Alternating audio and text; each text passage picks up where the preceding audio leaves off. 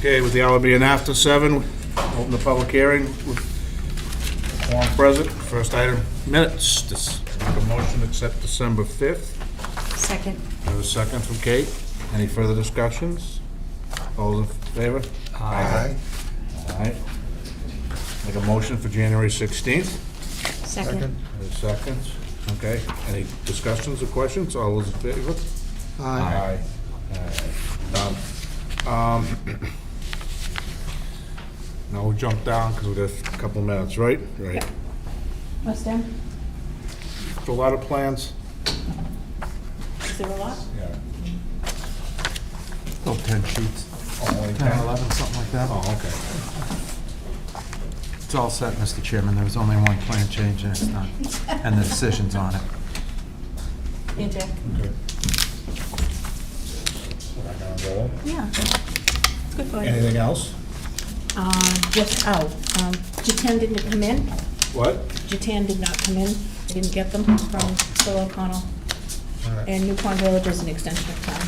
That's it. I'm not, anything else you want me to do for? Oh, We'll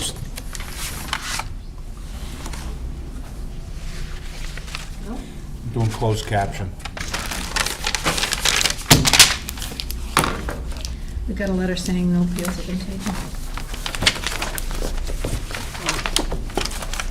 Pretty. Okay, make a motion to endorse the plans. Second. There's a second from Kate. Any further discussions? All in favor? Aye. Sorry. All right, away we go.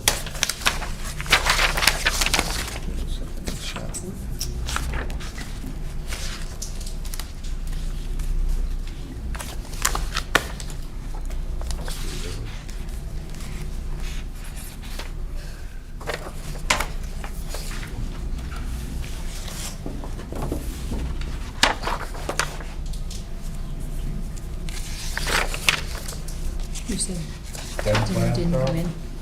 And I've talked to him 3 times. Only 10? I don't know why. A little more. She would be giving me change back. What do you want to play? Cutthroat? What is it? $1 a plan? Tenant plan?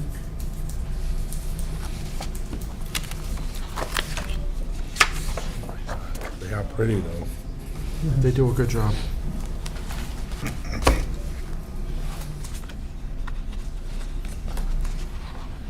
Put them in the right spot.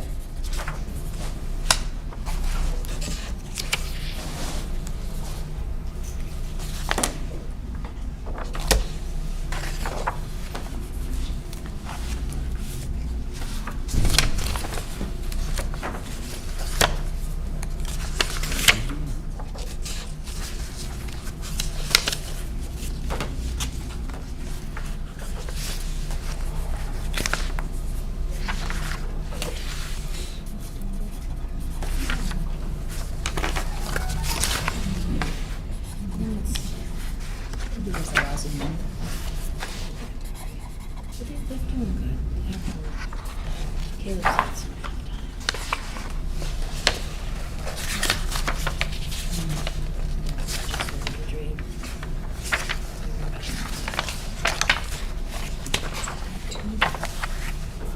Absolutely, yeah. 'Cause it crashes.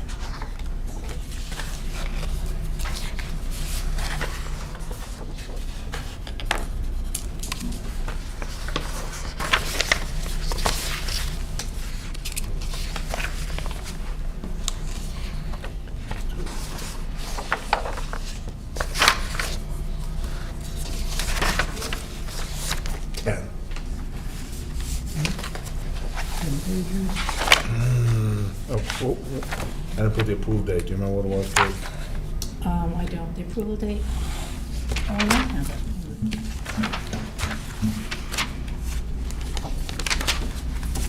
Was it December 6th? December 6th. Yeah, December 6th. Yeah. Just put it on the front, that's all it really matters. Have fun, Phil.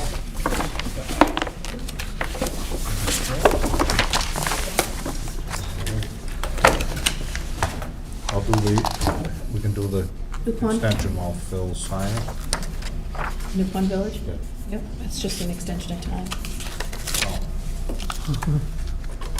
Very nice piece of paper, Nadine. If- Good.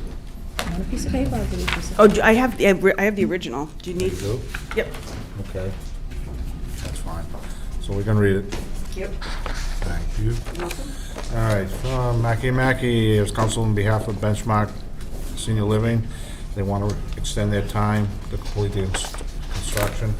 It was approved endorsed on February 3rd, 2020, and they asked for be extended up through February 5th, 2026. So we've already extended it once? Yeah, we extended once, and they only got 1 year. They wanted to go from now until next year. Yeah. I'll make a motion to accept. Second. Second from Kate. Any discussions, all in favor? What was the date, the extension? February, what's the date? February 5th, 2026. Okay. All right. All right, oops, I wrote on yours. That's okay. You can keep the original, We Mr. can have Chairman. Yeah, sure. Okay, Perfect, thank you. Thank you. you waiting for these two? Yeah, I'll just wait. Do you want me to sit down? Well, so you can take something else? Oh yeah, we gotta, unless you, no, nothing else with you either, right? No. Other than that, okay. Yeah, we're at, 7:10, so we It can, can be winter states. what? Winter states. Yeah, I know. You can, I said, I know. you can do them. Okay.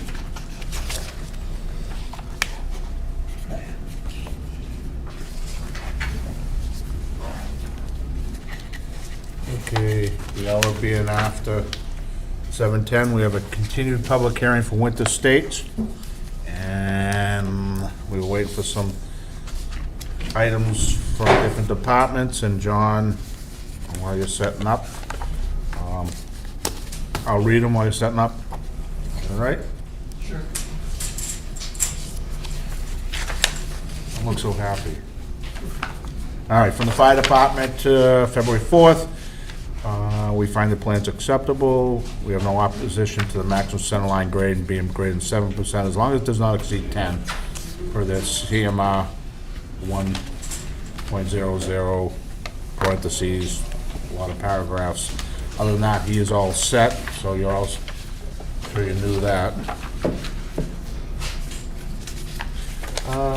Next one. From Conservation, February 4th, the NOYLSP filed the Conservation Commission's continued to the 26th of February. We are waiting for wetland replication plans on altered lots 1 and 2, and those intents for lot 1 and 2. For the land disturbance permit, the Conservation is waiting for stormwater and erosion plan for the entire site, including both lots phasing of clearing, grubbing, grading, showing the extent of clearing, proposed grades, stormwater management during construction, stockpile, and all that other stuff. So, you're still with Concom? Yes, we're still with Concom, but just to sort of give you my interpretation of what the Conservation Commission did, they're simply looking for details. They essentially are comfortable with the project, but they're looking for, just there was a lack of details on the replication area on some of the other items that just need to get on the plans. And since I'm going to be away for a week in Florida, and since we had this meeting, I asked them to go to the end of the month. End of the month for what? Us? No, for their. Oh, for theirs. They continue to the 26th, is it? All right, John. So the question I'd have, or whatever, John, you're gonna, if we come to a conclusion tonight, you're not gonna wait till after they're all set? Yeah, I would prefer actually that the Conservation Commission be 100%. All right, so tonight you're not looking for closing No, and vote? no, we can, push this one more meeting after the conservation. All right, so you're doing what you should, just in case something, Yeah, just in case something All right. has to change. I'm used to dealing with another applicant who just wants to do what he wants to do. No, I want to do what the board wants to do. And is did you read it, something from the Board of Health? Yeah, Because I'm I getting went- there. Yep, we got two of them. I think it's, oh no. 181. I think it's the same one, but I'll read the latest one of the 31st Board of Health. That's January 8th meeting. Voted 302 that the board approves the proposed plan. However, they're not in favor of new construction within the wetlands, long-standing stance on protecting the wetlands. And if it's approved, the board urges the applicant as well as the future homeowners to adopt the best practice for mosquito mitigation and work with the Norfolk mosquito control for spraying and standing water, institute regular cleaning gutters and grading and buffer zones. So, and it's the same one. Yeah, it looks like the same thing, just the wrong date. So, they said okay. Right, so they're saying, okay. They always have concerns about work within wetlands or within 100 feet of wetlands, but Well, it's this the is, Conservation Commission's bailiwick, it's their Well, this is a- domain, and like I said, in my take from being in front of them, they are happy with the plans, Landis was unhappy that there was some details that are required in their regulations that weren't shown on the plans. okay. It's been a long time since I've seen a vote. It's usually we agree, whatever. I don't think I can ever call a vote. You can never what? A vote, the 302, I've never seen a vote, 302? but never seen them vote. They usually approve it. There's no, you never know how many people are there, but anyway, you got it. Okay. And let's see, I got one from Carl. Let me see what else I got here. Carl.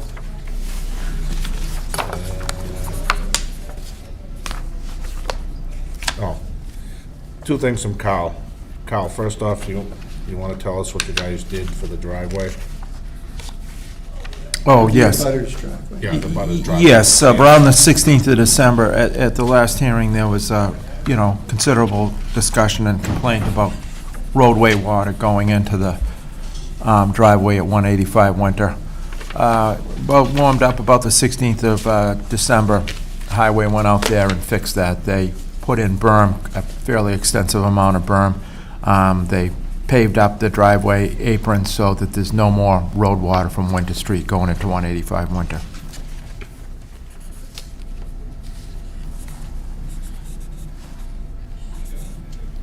All right, so that's all set. Yes. Who's the grass? December, Mr. Chair, hard to grow grass. I saw it, Carl. They'll touch it up in the spring. Your comments dated the 3rd of February? Yes, Mr. Chairman, I did deliver comments dated February 3rd. Mr. Glosser has them. The very first part of the memo, I essentially repeat what I had provided Mr. Glosser in an email just about on the date of the last hearing. I didn't have time to do a full review, and we knew that things were still under discussion with the commission. So I went over those comments, and essentially, quite a few of them have been provided already in this set of plans. I then go on to discuss waivers. I point out what I felt were a couple of other waivers that are needed. They're no big deal. Leveling, while the leveling areas are a little bit of concern, bottom of a basin slope, basin on private property, and monuments. There's going to be a proposed monument in the driveway at 215 Winter. I'm just asked that they waive that. There's no need to set that monument. Then I go down to do the usual plan review, comments about where to put the endorsement block, revising the waivers. And then really a bunch of smaller comments about detail on the plans, providing additional monuments on the perimeter, labels to easement, things like that. A note that I recommended adding a note about the roadway being private, remaining private. Got a few comments on the drainage, and a few comments on the profile. I've actually asked John to trim down the number of details he's showing. and said, I think we can merge these onto one, save a couple of sheets, maybe a couple of sheets in the subdivision. And then a few comments on the drainage spillways, labeling elevations and making things consistent with the drainage report. I will say that we've spent with the Concom significant time on the drainage and that the drainage is in good shape. We're happy with it.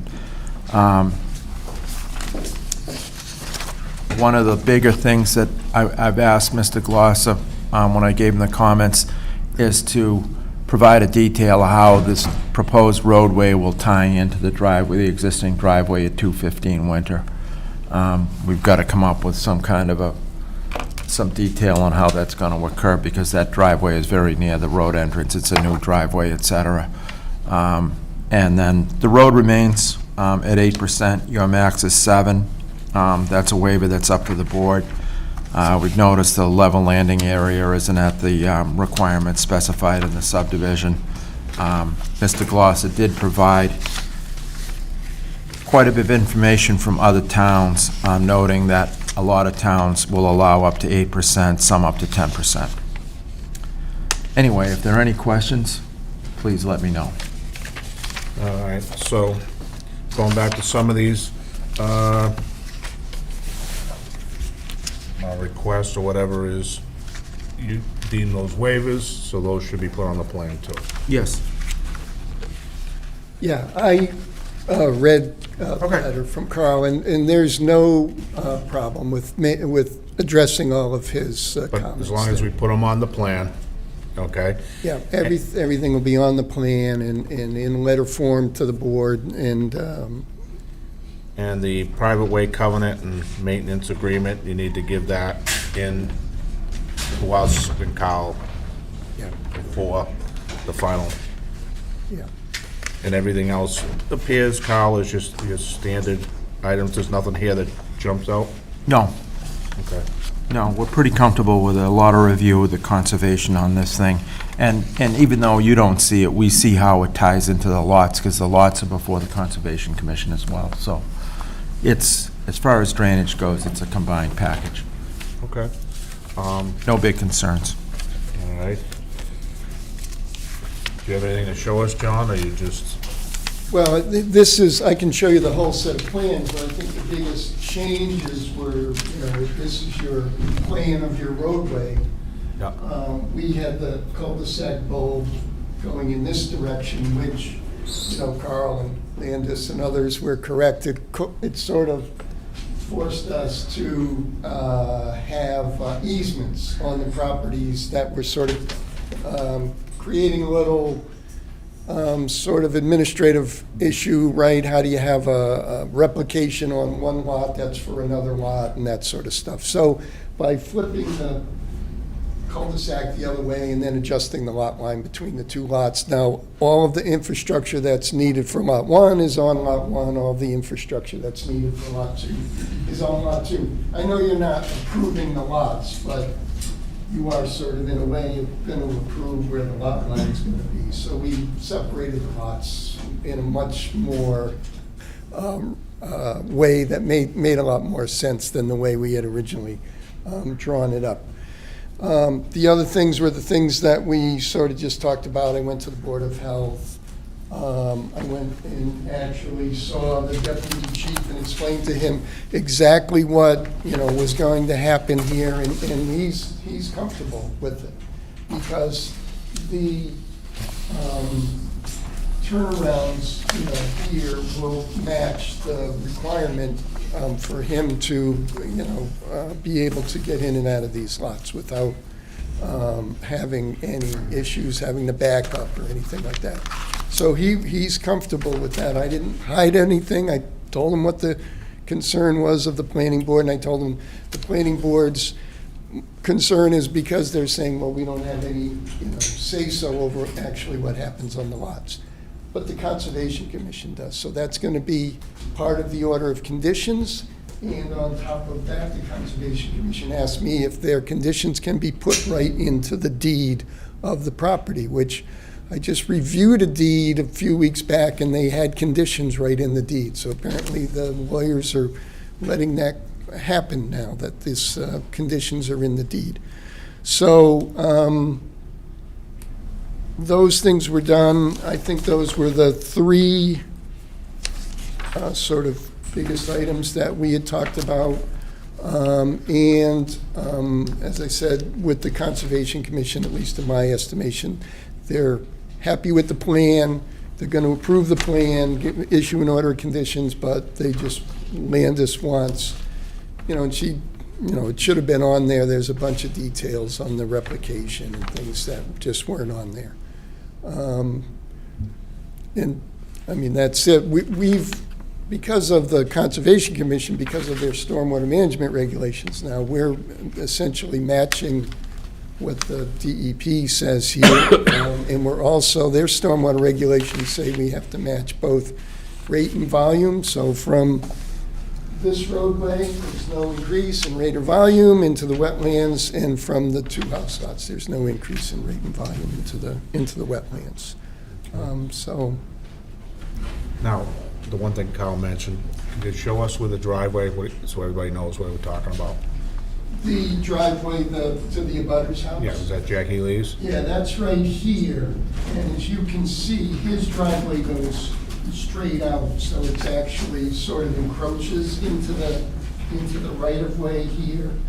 So let me just meet with them and see how they want to resolve it. I mean, obviously that happened because it was Jack's father-in-law who owned the property, right? So let me just meet with them, and we can talk with Carl and see exactly what's the best way to resolve that sort of conflict of the two driveways being right next to each other. Kyle, I think that has to be done before the final.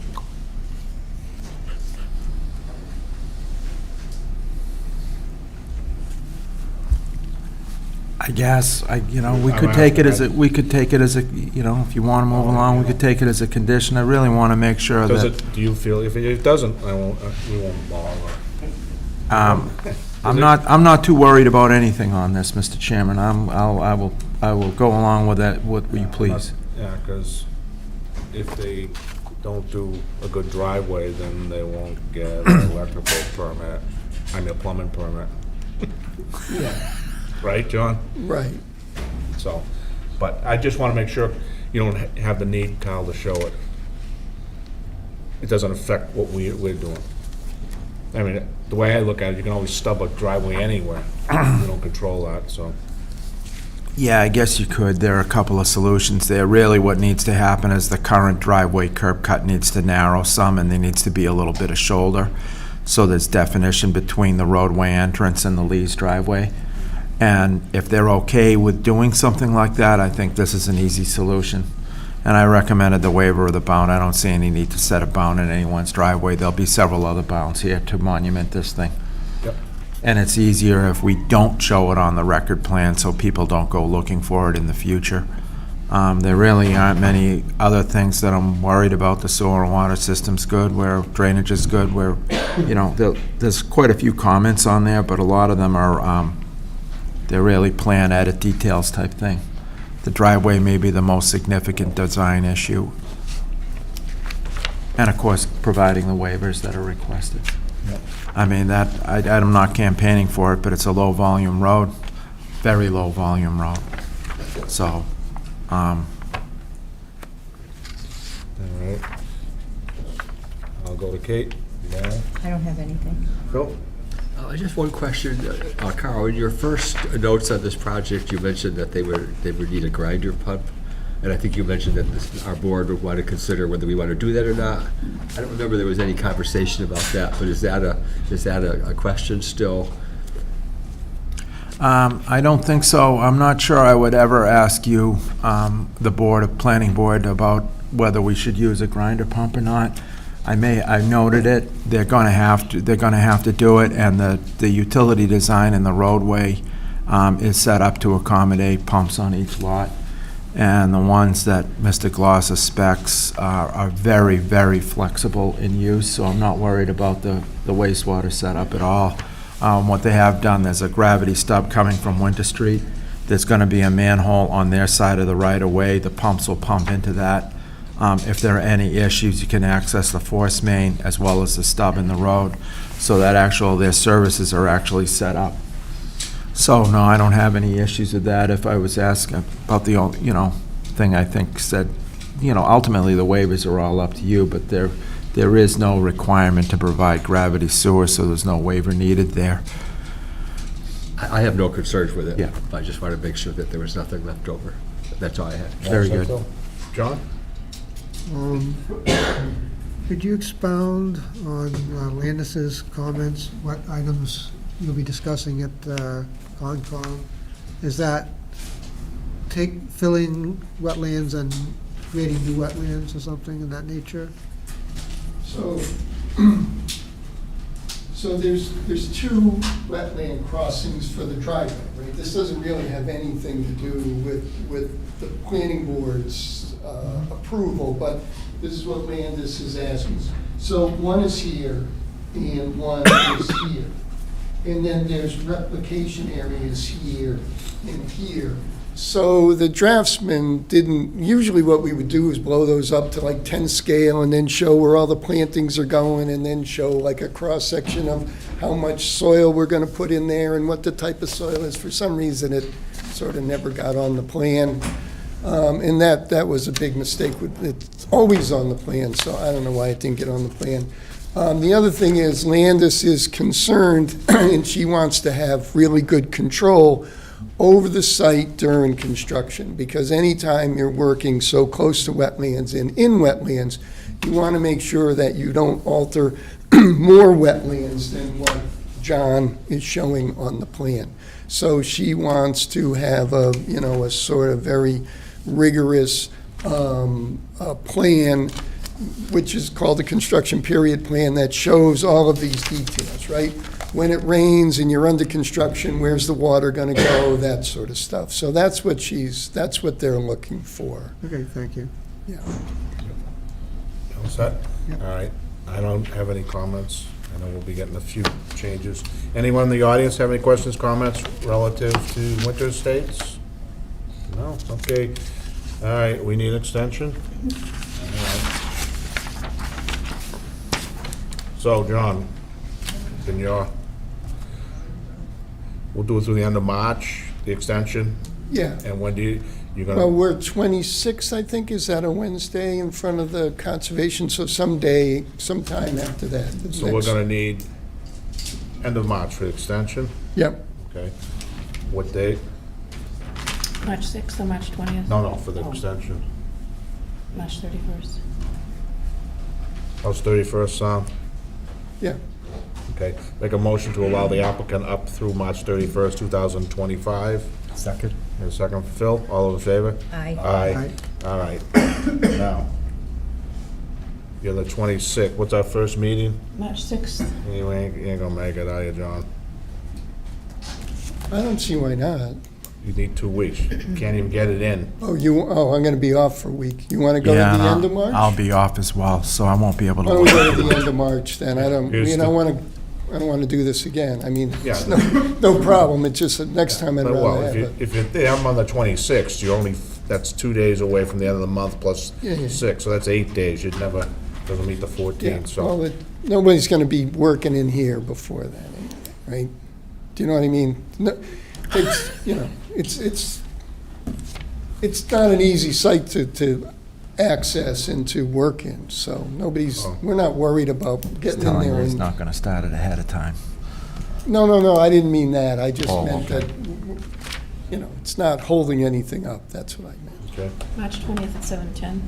All right, we'll continue this public hearing, March, what is it, 20th. 20th at 7:10. Okay, You're gone? thank you. Enjoy your time away. Thank you, yeah, I'm gonna, I hope. Mr. Chairman, before you go to your next matter, you got to take a vote on this On what? to extend? Yeah, we just You did. did. Okay, great, End sorry. of March.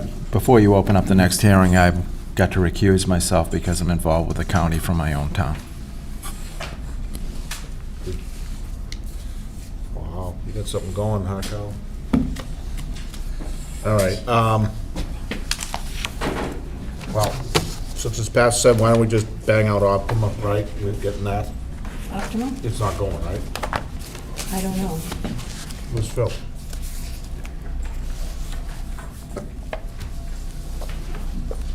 I thought you said it wasn't. He's not sure. Okay, if he's going, then we're waiting. Yep. No. Oh, no. If he's canceling, Phil, we'll do it. If he's going on stage, no. Take a number. not going forward. He's gonna do it now. Forward, he's gonna do it now. I don't know, maybe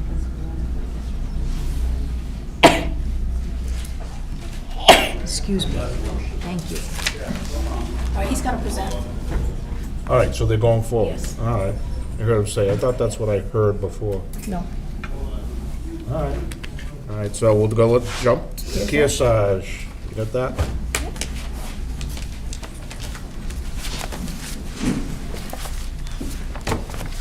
Oh, sorry, Kate. Thank you. We're not supposed to touch that. With the hour being after 7:15, we'll hold a public hearing for the site plan application from Kearsarge ASGM LLC, 1380 Soldier Field Road, Suite 3900, Boston, case 2414, with respect to property located 400 Main Street. Said property is shown on map 13, assesses parcels 169, 167, 166, and map 18, parcel 21. It's in the Park School and Recreation. The applicant seeking site plan under section 13 to allow with development of 1.0 megawatt AC solar array battery energy storage system. Project has minor land development and tree clearing. The stormwater BMP proposes a vegetated filter strip with stormwater trench, all shown on the plan, titled Norfolk Agricultural School Solar Project, 400 Main Street, as by Weston and Sampson. So with that being said, the hearing is open, and Thank you. Good evening, everyone. Rob Bukowski, Weston and Sampson, representing Kearsarge. So as you said, Mr. Chair, this is the agricultural school campus. The proposed array is going to be at the northern field here that's currently used for hay cultivation. Access to the site will be off of Fisher Street through an existing access road. We do have to upgrade the access road for the first portion, but once it gets into the field, it'll remain as the existing, basically just a tractor path, like 2 ruts that go through the field. The total area of the site is about, not the site, the project is about 14 acres of the 121-plus acre site. We are including some tree clearing, excuse me, on the southeastern portion of the property. There's a wooded area. Right next to that, there's a big pile of old agricultural debris, sticks, landscape, things like that. So that'll all be cleaned up. About 2.7 acres of tree clearing. One thing I'll note is the limit of the tree clearing basically follows a ridge line. So everything from the site will flow from east to west, away from the eastern residences there.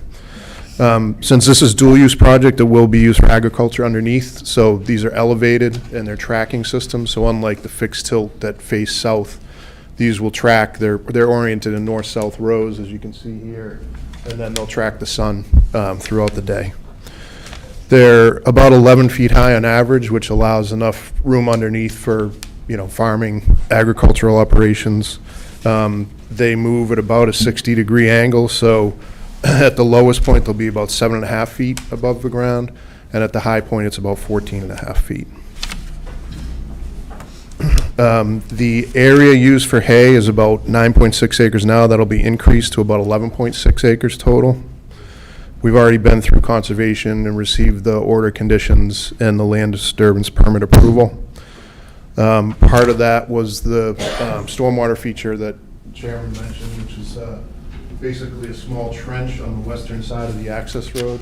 The idea there is to collect any of the runoff from the proposed equipment pad area and the tree clearing area and attenuate that. We did do test pits out there with, under the observation of the engineering department as well. There are some screening trees proposed on the eastern and northern sides. You can see those leaking across here. The idea there just being to block the view from abutting residences. Electrical will run underground from the main equipment pad up until the 100-foot buffer zone, and then from there it goes overhead into its interconnection point. We did consult with the fire chief on this. Emergency access will actually be off Main Street, so it'll come through the main campus and up. A couple of things, excuse me, that he requested was a turnout in the access road, which we show here, and then a water line. So there's a water line that runs up to about here. There's a hydrant, and then there's a standpipe closer to the array. So the idea would be, if there's ever a fire, they could pull their pumper truck in between, pump from the hydrant into the standpipe. And that's basically it for an overview. I don't know if anybody has any questions. All right, I read the comments from different boards and whatever, and it's a Board of Health at their January 25th meeting, voted 4-0-0 that they have no comments or concerns at this time, so it's kind of a limbo, right? They didn't say yes, they didn't say no, they just said nothing yet, so you might want to go ask them. For the Board of Health? Yeah. Okay. They gotta fish or cut bait, so to speak, either yes or no. Okay, we can This is follow up. just, you know, they have no comments at this time, so.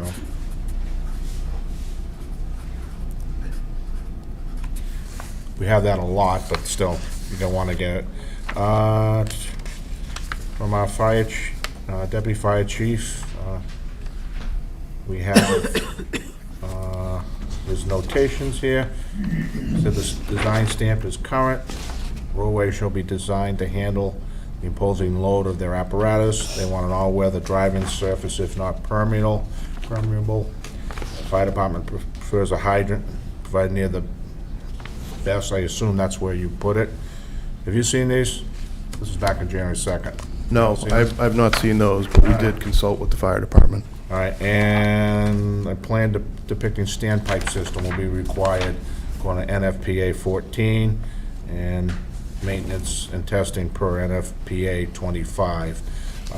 The question is, I didn't happen to know, what are you using for a road for all weather? Because I know the other one is getting paved. What does this one have? It's paved for the first part that it comes in, and then it's proposed to be gravel, basically from, the other thing to keep in mind is we are not only in the buffer zone for the wetlands, but in a riverfront area, so we're trying to limit the amount of asphalt that we put in there. Yeah, but it appears that it doesn't help him if he only gets halfway, right? We can follow up with them, for sure. All right, yeah. It'd be a compacted gravel road, it's Yeah, but sturdy. which is fine, other than once we get into, now, when we get into mud season or whatever, so you're gonna, I think, at a minimum, we're gonna need him to say, yeah, that's fine, because I don't need it down the road that they get stuck in the mud. And that was a big, you remember the last one, that was a big bone of contention. Okay. Next one is from Chris Johnson, Assistant Town Engineer. Chris not here, right, Kate? No. Okay. I'll give it a go, dated January 16th. General plans. All right. He says, okay, couple of housekeeping, your site locus is to be 1 in 200, it is noted 1 in 2,000. I assume that's just a extra zero. He said plans and submission. No, it's actually 1 to 2,000. That's not 1 to 200 scale. Yeah, 2,000. He said plans and submissions provide little information on transformers and batteries. If oils are required, then a containment system details must be required. Under zoning law 1515, decommissioning security needs to be established. Submit a cost line estimate for this for them to review, and a form of the bond to be submitted. Indicate the size of vegetated screening in detail 9, and that's all he had. So, imagine you have to go see him too, correct?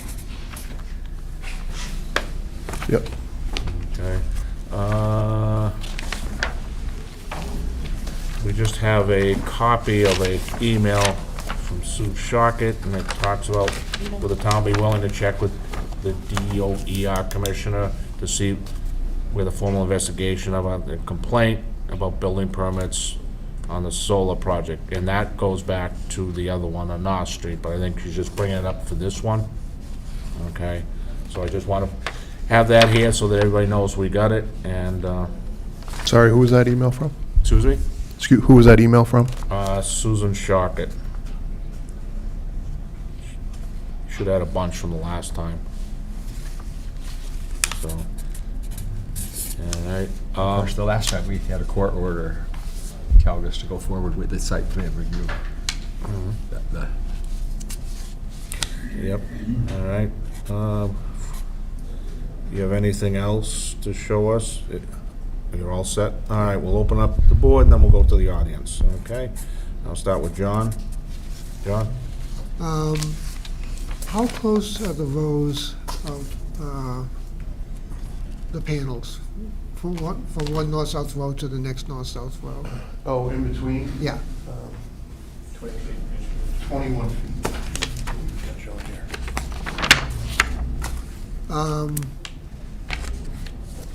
It's shown kind of like in one line. Are they actually one whole row mounted together, or are there spaces between them? Yeah, the site is pretty flat, so it's a good one for, the way the trackers works is a motor on the end that basically turns it, and then it turns the panels. So since it's flat enough, I believe these would be just one row, one motor, right, per row?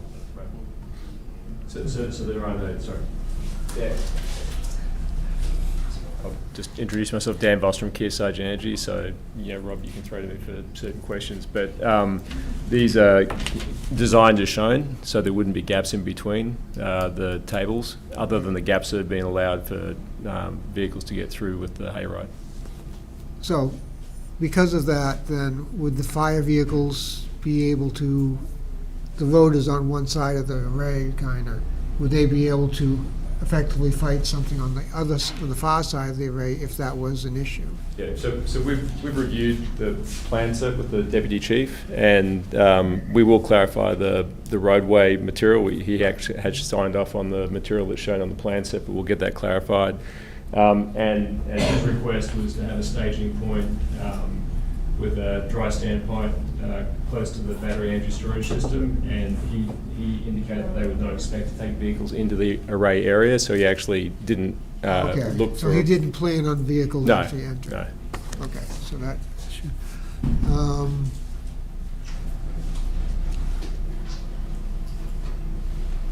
it kind of goes, questions on that the engineer brought up.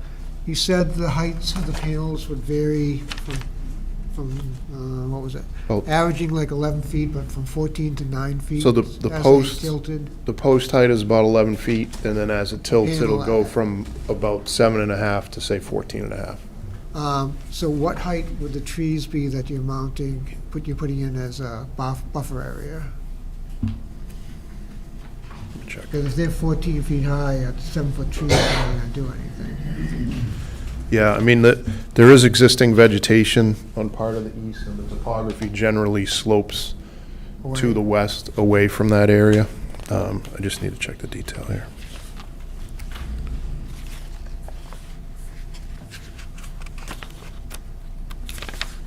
We don't call out a height on here, but we can clarify that.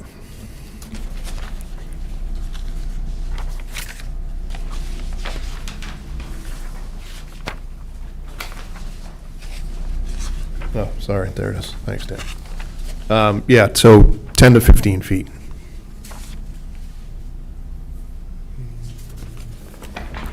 Thanks. Okay. If possible, I suppose I'd recommend on the high side to give us as much screening as possible. What types of trees are they going to be? We've got arborvitae specified here. Okay.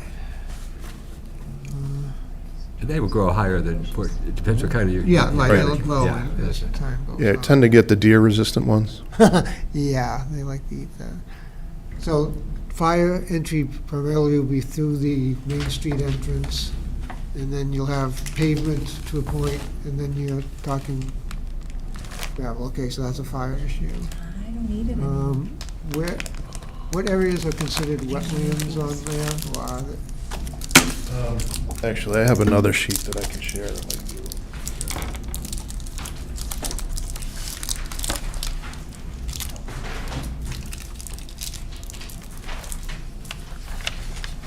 This one here probably shows. Yes. I should clarify that the plantings shown are obviously not being planted at mature height. They're being planted as immature trees to grow to that expected height. What would be the expected growth season, rate? But typically, in our experience and the experience of the arborists that we've used, he would generally say 4 feet, 4 to 5 feet as a hardy size that will likely thrive.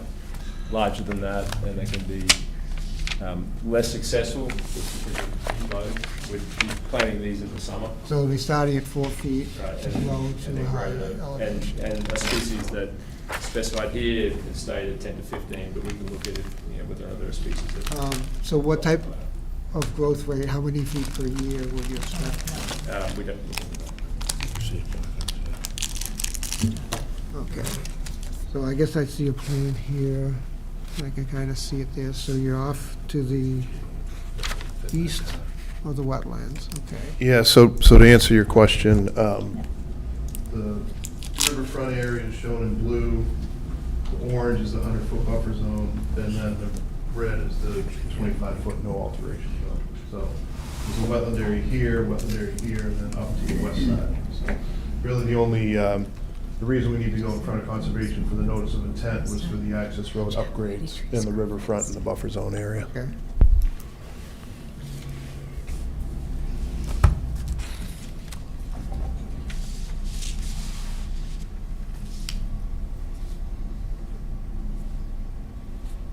What would be the approximate distance from the northernmost point of the array to the neighboring lots to the north? Approximately 700 feet to the north. We completed a series of sidewalks with the county and residents, and so to the north, stated here that that point, which is the closest point, is 105 feet, and then to the east, the closest point, and we extended this, was 151. Okay, thank you.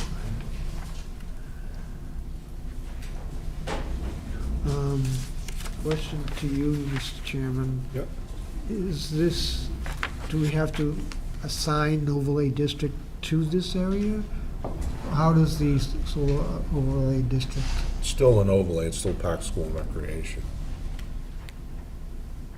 But they're coming in under 40, a section We don't have to C3? assign that section as an overlay district for that? No, that's in the other ones.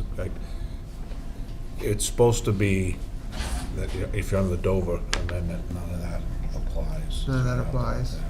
Okay, and it's because it's a school. Yeah. Okay. I guess that's what I have for the moment. Okay. Phil? Yeah, so you need to look at section 15 in our zoning board, our zoning bylaws, because you're missing a lot of things. For example, you're supposed to have a operation and management plan, supposed to have a decommissioning security plan, supposed to have proof of liability insurance. This has been submitted with the package. I'm sorry, what? It's been, those things have been submitted with the package. Oh, okay, I don't know if we saw that. It's a big notebook. It's a what? Yeah. So all of those items were submitted. We were aware of those. Okay, Endorsement okay. discussion, and so Pardon me we if I submitted missed them. I don't know. But I'm not sure if I saw I it. can show you just Yeah. a list here. This was the cover letter with it, so this shows all of the appendices that went Oh, with the okay, package. okay, yeah, and you have the energy, yeah, utility notification, and, Yep. okay, just want to make sure. Thanks. And you also had to have the list of equipment, Yep. That's included in this. yeah. So just out of curiosity, how much battery power or storage are you going to have? So as it's designed right now, it's a 1,000 kilowatt unit, so it's 5 megawatt hours. But it's a 1 megawatt inverter. So the size of the site is 1 megawatt. The battery's a bit larger, so that it'll soak up some of the excess power. And that will fit on that pad, on the diagram? That's right, there are there's- two pads So there everything will be that, on, these two pads reflect, yeah, these two pads are the pads related to the battery. yeah. And then there's inverter equipment and transformers. So there's one set of inverters for the whole, all the panels? That's exactly, it's just one central inverter for all the panels. Yeah, yeah. Correct. And then, so you've done the decommissioning plan Right. and would be doing a bond, and you'd work with our town engineer, your engineering department on the bond. So, per North Street, we had provided evidence that we could provide letter of credit. That would typically be the form of surety that we put in place, and it's an evergreen letter of credit. Yeah, and whatever works for Yeah. the, I would, but that would be, yeah, as long as they. Then I had a couple questions on the plan itself. So the only trees you're cutting down, you said are about 2 acres? 2.7. Yeah, and that's only only there. So the rest of the land right now is fairly clear. It's used a for field. haying and Yeah, they clear. use it to cultivate hay now. Yep. So that essentially will be expanded into this area where you see the arrays. So Yeah. this area will be converted from wooded to hayfield. And then it wasn't clear to me, and you spoke a little bit about it, where the electrical cable going out to go to the street was. So you said it was below grade, underground up to, Yeah, it's actually, the interconnection's actually on the property. yeah, It's not going all the way up to the street, but it's essentially underground from here until we get to the wetland buffer zone. And then we decided from there to go with overhead utility poles just because it's less impactful within the buffer zone. and does it go to Fisher Street or Main Street? There's an existing line coming in off Fisher Street. Yeah. And the utility is connecting us to that line. Okay. Yeah, so we're not going all the way out to the street. We're going basically to the barn. Oh, okay, I see, because there's already There's already a connection. pole work all the way through to there, and so we'll connect that to the barn. Yeah.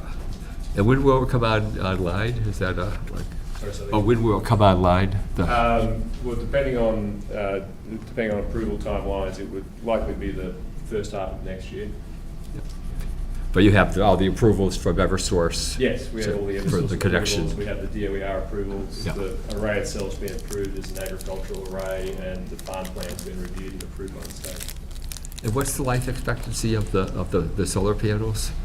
We typically, for the purpose of planning, the statement is that the project has a 20-year life under our contract, and with options to extend.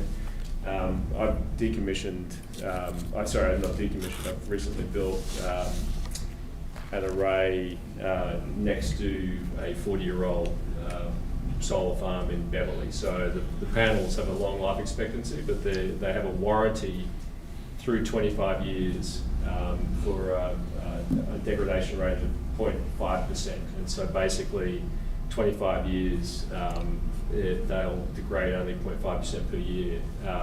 They'll work for much longer than that. Thank you, that's all I had. Okay, Kate?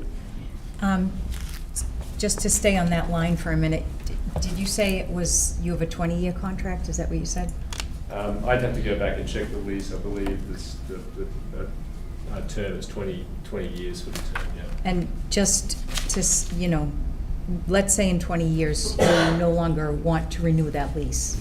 Is there anything in that lease that says you take them down? Yes. Yeah. So the town would have the option to, the county would have the option, I should say, and the school to take ownership of it through a purchase, or alternatively, we have to take it down. And I think we're referring to the bond. That's sized so that there's certainty that at that point there's enough money to actually. That they wouldn't just be left there defunct? Right, no, Okay. there's a decommissioning plan that basically takes everything out. Can you go back to the discussion you had? I'm not sure I understood it. So you said there will be farming underneath them? Correct, and in between and underneath, yes. So there's a state program that's incentivizing the development of agricultural solar arrays, dual-use solar arrays, so that solar can work in concert with farmland. And this is going to be an important, I feel like, element of that, because under the program there'll be studies and research done, including in concert with the school, to demonstrate the ability for crops to grow in and around the solar successfully, and in many cases with certain crops more successfully because of the shading effect and the cooling effect. So in this case, the primary use today is hay, and so the farm plan is to continue haying the field. There'll be very little impact on the haying. In fact, the haying acreage will be increased. And the height of the array has been sized for all the farm equipment that Aggie currently uses and the baling system that they use. So without getting too much into detail and getting off track, how does that work? So does the base go in, I would assume it goes into a cement footing? No, so these can't go into cement. So they'll either be screwed in or hit, pounded in, most likely screwed in. And so it's basically a fence pole with a panel on top, and there's a motor that basically tilts the panel back and forth, and there's a tube that runs all the way along the road, so all those panels connect to a tube, and that tube rotates and turns the panel so it follows the sun. And the base doesn't need to be secured? The base, The weight, yeah. the base is installed. It's most likely for this we have it 10 feet of the ground. Yeah. Okay. But it makes it easy to take everything out. Right. So then if it's a screw, then they zip it out like a. Yeah. Oh, And they can just cut the hay and bale it right around those. Right, and there are systems operating and existing in Mass now, and this approach is being used outside of Massachusetts pretty extensively. So the system that we represent here is specifically designed for agricultural use. And there are areas of Europe where the ability to install that. I would like to see something somewhere, a provision that says,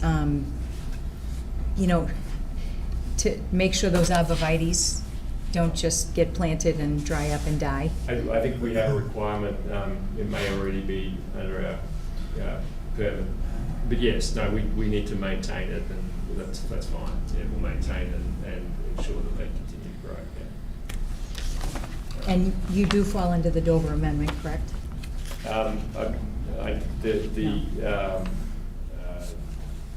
This has been submitted, I think, the North Street project. It's the same law and finding that was applied in the North Street project that we're working with you. So what's that mean? Not sure? Sorry? Tracer Lane. Tracer North, Lane. well, there was a finding. Oh, sorry, yes.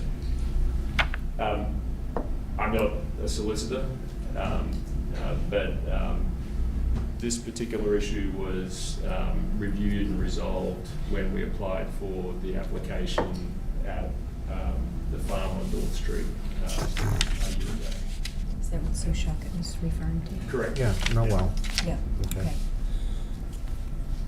Thank you. you're all set. All right. Bunch of questions. Let's see, now you said you're gonna do hay. You can't grow hay under a panel, can you? Correct. So you can, the agricultural, the DOER program was based on UMass Amherst work. So the reason that these rows are so far apart is to ensure that there's no less than 50% sun access to all areas underneath the panels at all times of the day. And they've demonstrated that in some cases with some varieties that the hay is actually more productive during the summer months because of the shading and the greater water retention in the soil. So that's going to be part of the work they do here, and that is to look at areas that are not within the panels and areas within the panels to look at the productivity for haying. So if I understand it, you're gonna have different heights of hay throughout the whole thing, correct? I'm not a agronomist. I would guess, I mean, you can't have it constant sunlight and underneath, something's gotta give, okay. So there are the design is to promote the growth of hay and other small crops. No, I understand, but it just stands to reason. It'll be interesting to see. Yeah. All right, what is the distance between the panels on the perimeter and what's outside? Is it, you're gonna have hay on, all around it? Yes, and there's no fence, and so it'll be hay all the way up to the tree line. Okay, well, we've just gone through it in California, isn't that a potential issue? The hay.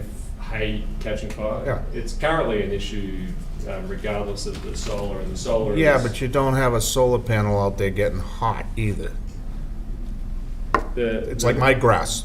Yeah, The only the- time it's gonna get on fire is if I spill the, Yeah, the array is not going to be touching the hay. It has yeah, but to- it's, you've introduced a system that does have a potential for fire. You agree? I'm not a fire expert, but I would say that it's the same risk that exists with any solar array, whether it's in the backyard or a roof. But the panels, the hay and the grass in a normal array is cut to Okay. ensure that it doesn't interfere with the panels Well, themselves. where I'm going with this is if it was no more of a risk than what's out there now, then why would you need a fire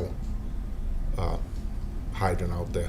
That's to protect the solar if they choose to, if there is a fire. So it's probably more likely that there's a fire from another ignition source, and they want to be able to prevent the fire from spreading to the I equipment. don't know if I get you to agree with this, but I'd say that the chance of getting a fire go up dramatically in a solar farm than they would in just a regular hay field. Once again, I'm not a fire expert. I know, I gave you that, I said, I know you're not gonna agree to it, We've so. spoken with the deputy chief, but Okay, I now- know that that's the case. The other thing that's come out even before the other fires is trying to put a Tesla out. You put these out with water if they catch on fire? Well, this is the battery itself. So the battery is covered by national code. We're working with the fire department. I don't mean the battery, I'm just talking the panels themselves. Well, the panels are basically glass and aluminum. There's nothing inside them. They're metal and glass. So there's no chemicals, no lithium, no nothing that can catch on fire? So once again, not a fire expert, but the fire practice, if there were a fire with panels, is to allow them to, it's a containment practice, and so that's what the fire department uses. And if they But do, it's less flammable than the grass. And so there are examples, many examples. oh no, I know of- things, yeah. you know, a Fires Tesla is are- less flammable than grass, but once it starts, you ain't stopping it. That's where I'm I think going. the Tesla issue is a lithium-ion issue, it's the battery. But I understand, that's why I asked the lithium, and you said there's still some stuff in there. No, the panels are glass, copper, and aluminum. I think you're referencing a battery. No, I don't care about the battery, I'm just talking, the Okay. panels are Yeah, more of it. yeah. Do you have does this thing, I assume, has a trip if you ever get a fire that just, the whole thing goes? There's a relay system and a trip, so we can remotely turn it off. Yes, there's no fire detection system that would, for the panels, that would remotely trip it if there was a Okay. fire. Since Trip it off. we'll start to learn more about all this stuff. So, you're generating electricity through the panels, Right. correct? But if I went out there and just pulled it off the battery, would I get shocked?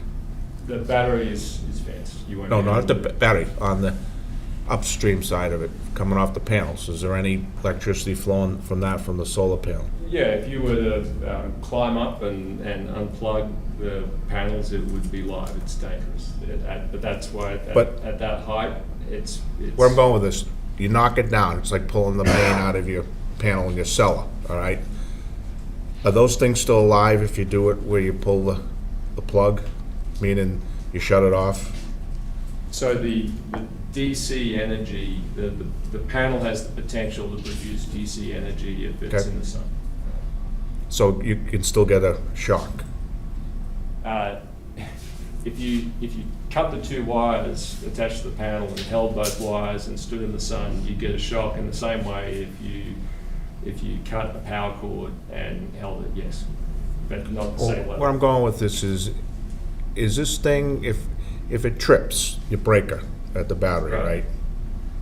Are the solar panels still live? The solar panels are still live. So how do you fight a fire with live solar panels? they contain the fire. It's the same as a roof system. It's the same as the canopy system out of the Aggie right now. Okay, but you contain it, and water doesn't really work that well on electrical fires. That's where I'm going with, that's all. It's a fire management question, but we wouldn't presume to tell the fire department how to handle the fire around the house. No, but I would expect the manufacturer, when they put something on a product out, is how to fight fire or how to control it so that there's not danger to anybody. So basically what you're telling me is that the fire department's not gonna get anywhere near it. They're gonna be 100 feet away, just, It's a question for the fire department how they'll fight a fire around the array. but you guys have new recommendations or whatever, how to handle this then?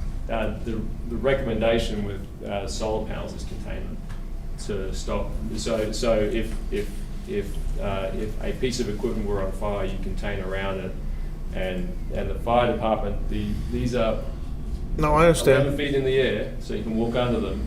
And so if there's a grass fire, I have no doubt that they'll be going out there addressing the grass fire. But they're also outdoor systems and weather tight, and so you can spray water on them. They get rained on. They're not gonna cause an issue. So you can work around them. They can be wet.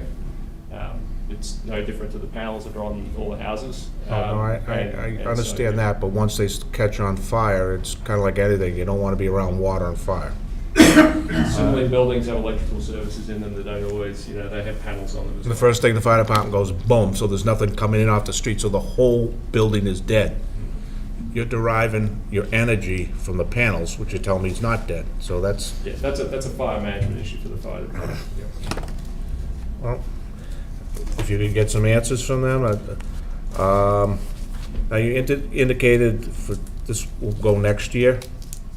It'll be in construction this year and will likely interconnect it early next year. All right, and North Street, what's up with that? I'm sure people want to know. So North Street is on a similar timeline, but that's independent of this. I understand it's independent, but when I went through this a couple of years ago, it's like every other developer. Now it's just sitting there.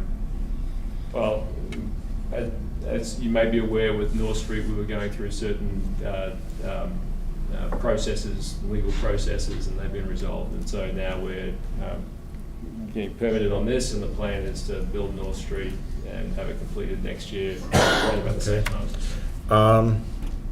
As Katie was alluding to, you got you have a 20-year deal with the Aggie, correct?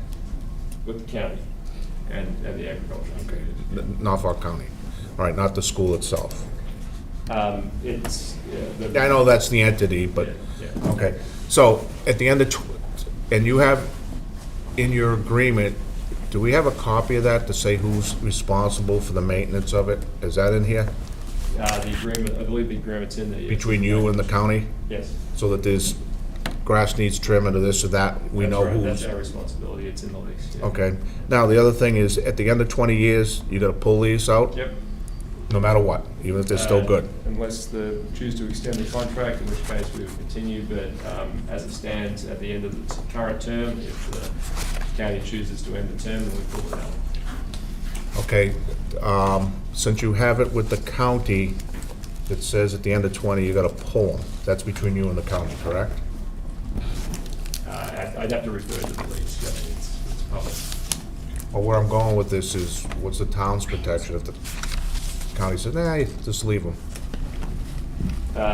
You can have a condition, I think the condition in the bylaw is that we have a decommissioning assurance, and so Yeah, if they're- that will be in place. If they're powered down more than a year, the town has the right to use the bond and actually have them taken down. If it's non-operational, correct. If they're not operational for a year, the town has the right to, And the bond itself is, a number is generated, correct? Yeah, it's an evergreen letter of credit. It's based on engineering assessment of what the net cost of decommissioning would be after recycling. Yeah, so in 2045, it could go down or it could skyrocket, but you might not have enough money. There's an assumption around escalation based on traditional rates of escalation. It's in the calculation for the bond. Or for the All right, so- security, yeah. what I'm driving at is if they kick you out, do you take your stuff and go home? If our lease is terminated and the county chooses not to purchase it, then we have to pick it up and go home. Yeah. If the county chooses not to purchase it? So if our lease is terminated and that's it, and there is no other action taken, we have to take the array and move on. Yes, we have to remove it, decommission it. So there's a surety to ensure that there's money available to decommission it, and the county can require us to do that. So based upon the agreement here and everything else, no entity can come in and you guys out and they're in and and leech off what you... The agreement stands with the county. At the end of 20 years, they have the option of having it removed. Okay. You guys, can you furnish us with a copy of what come down from the state where it said you can do this?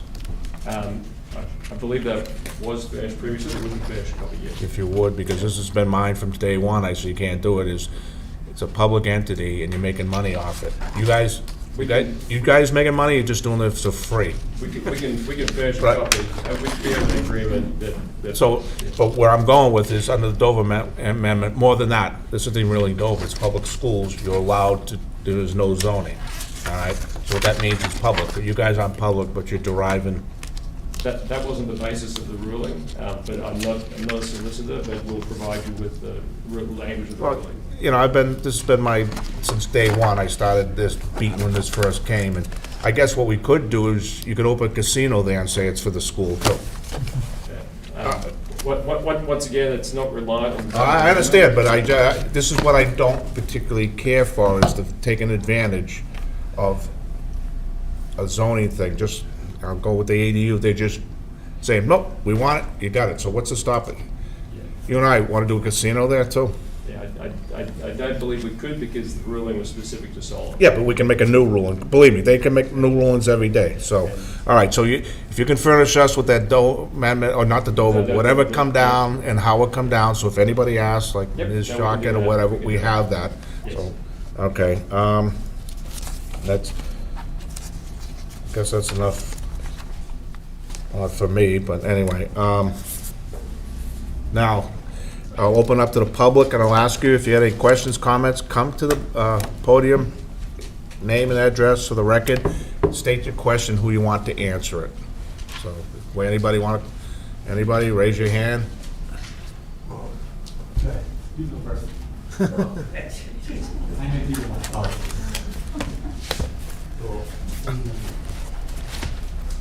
Hi, my name is Charlie Payne. I live at Fisher Street, 279. And what my concern is, where I live on Fisher Street and I travel up and down it every day, are we going to have to be looking at eyesores of panels as we're driving by there instead of the nice trees and woods they have? I can't answer that, so my Western Sampson guy gonna have to. So we're not cutting any trees down on Fisher Street. Where are we here? This is to the right. Yeah, so we're clearing to the south, in a grove. You won't see this from Fisher Street. Fisher Street's down here. And there's a hill and trees through here, so. Now, they're going to be covered? I mean, you're going to have something in front of them so you can't see them? Well, we're putting it, so there are residents that live adjacent to the property, and we've been screening trees along the side here, along the side. Okay. All right. Well, that was pretty much what I wanted to know, was if it was going to be semi-covered or if they were just going to stick out like a sore thumb and have to look at them every day. No, the people to be impacted is on Phillip Road, and it's way back in that little hollow, if you're going down like Susan. Gould Street, and it's a very hard place to see. Oh, So where you are, probably not, great. Great. Thank you. okay?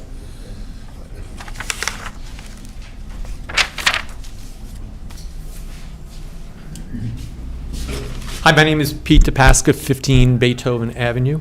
I'm representing the residents of, all the abutters of the proposed project. I don't live in the neighborhood, but they've asked me to come here and ask a quick question for them. I can tell you, there's several dozen residents, the abutters, watching this now on live stream, and they're very concerned about this project. They wanted to know, because of the increased fire risk of this project, what kind of protection are they willing to offer the residents to their properties?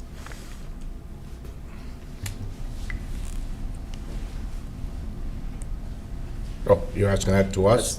That's what I've been, What are they, right, what are they, what I've kind of, you're increasing the risk of fire here, having a source so close to the residents. What are they going to do for it? well, that's, The you heard me properties. before, that's what I was beating on them, and I got, it's up to the fire department, so, and that's where I've been, I agree with you, so I'd expect the applicant to come back from something with the fire department on what they plan to do and how they plan to do it, so that you know and I know, and that they are aware of everything, so the fire department knows how to do it.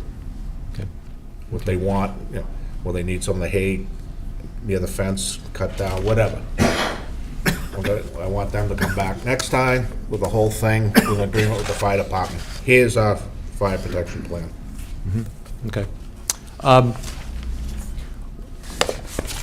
One of the benefits that the proposed project is promoting is to grow hay. And they're saying that because of the panels, they will ensure a minimum of 50% sun on the hay. I can tell you that the earliest uses of agrivoltaic projects has been for grazing, not for growing. I don't know if there is, I think you're running a very big risk of being able to grow hay under something that's only going to get possibly 50% sun. I mean, if you were to buy a farm and you say, oh, I'm only going to get 50% sun on that farm, would you try to grow something on there? I'm not sure. So that benefit might not come to fruition here. I could tell you that the reason why the county is doing this is purely for financial reasons, not for research or reducing greenhouse gases. It's a pure financial reason here, and it's at the detriment of the residents having this project here. What happens in 20 years when it comes to the time that the lease is over and maybe all of those promises about growing hay didn't really happen, and it's just a solar field now with no use to the high school? Will the town have a way to weigh in on this and say, hey, what you promised here didn't happen? Well, first off, I don't want to say it's public, so to speak. So if they want, whatever they want to do on it, it's up to the counties, whatever they want to do. And, if it doesn't grow hay, then they're missing out on hay. I agree with you, it's all money. Every time it's all money. Right. And it's done here because the commissioners live in Milton and Quincy. Enough said on that. So, but however, whether it grows it or not, they're gonna be the ones out. Supposedly, this is supposed to be part of their farm thing, and I understand it and how they do it, but they may not get all the grazing hay or stuff they need for them, but that's gonna be their own issue. Right. When it's raining, what is the position of the panels? Is it going to be horizontal or vertical? I'll ask the applicants to come up and if they could tell us. That's an interesting question because I sit across from a warehouse with panels that are up only about 1 foot and 5 feet and the snow don't move. But the question, I guess, is, you said these panels can move, correct? Do you move for the weather conditions or the sunlight conditions or both? Yeah. So the panels track the sun. They can be stowed, so that if there's a snow event, the snow doesn't gather on the panels, so they can be stowed at a 60-degree angle. And if there's a wind event, they can be stowed, horizontally, so that they present less of a profile, and all that is factored into the structural design. A typical solar panel sits at somewhere between 25 and 30 degrees, regardless. It's fixed tilt, and so they can be moved in different conditions, and we can control that. And just responding to the previous question regarding the hay, as an agricultural solar project, there's a requirement under the state regulations that it continue to be farmed, and that production and assessment of production be provided to the state and to UMass the UMass Ag Group on an annual basis. And so, in fact, if the farming practices, ceased, if it wasn't farmed, then the solar would have to, the solar would be permitted under the DOER program. Okay, does that answer your on your weather? One more question here. The motors that are turning the panels, right? So from what I understand, there's one motor that turns the entire row. And I counted approximately 15 rows of panels. So I think there's going to be 15 motors. They can confirm this. Do they all turn at the same time?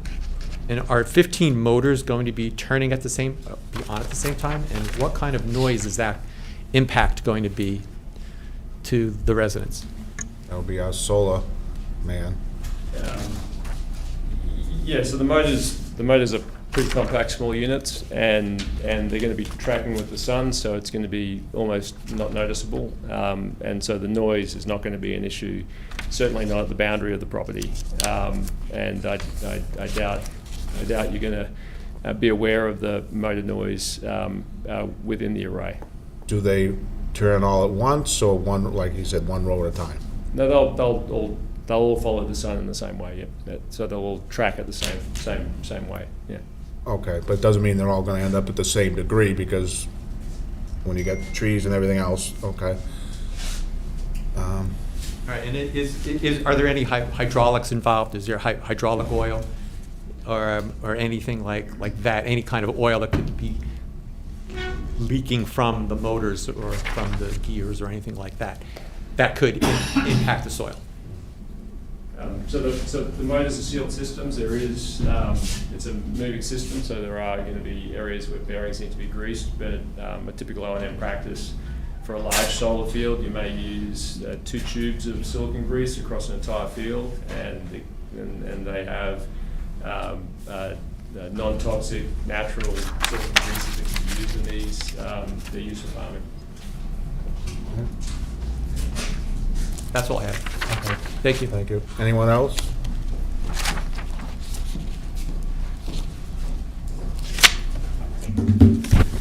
Thomas, excuse me, Thomas Yessie, 12 Weldon Drive. Guess I have a big concern with the extent of the project. The height, we're talking about things that are going to be 15 feet in the air. They're going to plant arborvitae that are 3 or 4 foot high, that by the time those arborvitae grow enough to block them and shield us at the abutters, half the people in this room probably be dead. I mean, honestly, it's insulting. They say, well, the arborist, the arborist, the arborist. There needs to be some type of screen. This is a massive, massive project, and they're putting 3-foot trees up? I have arborvitae in my yard. I planted them 2 or 3 years ago. They've grown a foot. It's insulting, really, and there's no common sense here.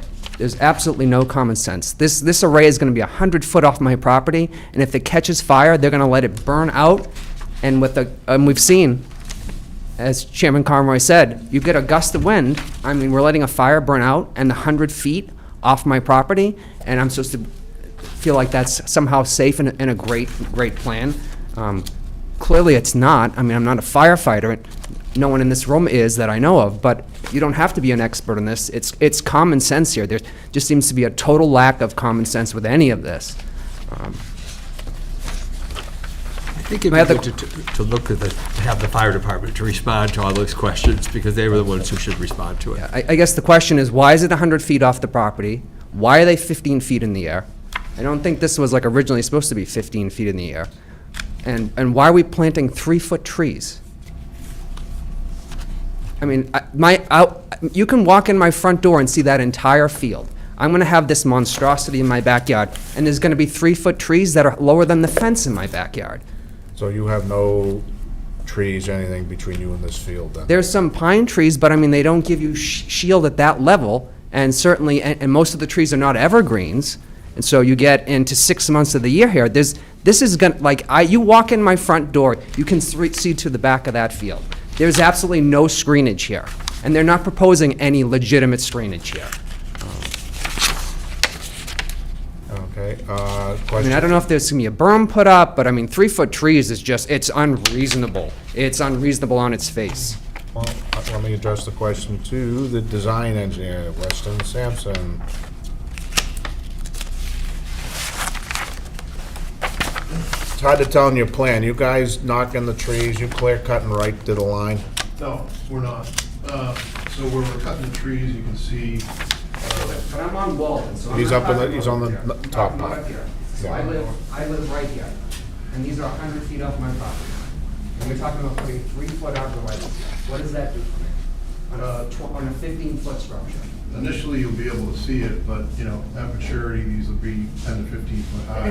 Okay, but like at maturity, how many years for maturity? I mean, let's be reasonable. Let's be straight, right, and talk to people and not insult people's intelligence. You're putting 3-foot trees. The things are 15 feet in the air. At maturity, what, in 15 years, I may not be able to see it? I don't know. Yeah, if it was in your backyard, you'd want to know the answer to that, right? Can we get the answers You for know, next he time? doesn't know. It's Okay. just insulting. The whole thing is insulting. All right, now, before you sit down, you said something we've done in the past. You guys thought about putting a berm along the back, 4 or 5 foot? Yeah, so we're critical on the property is managing the stormwater.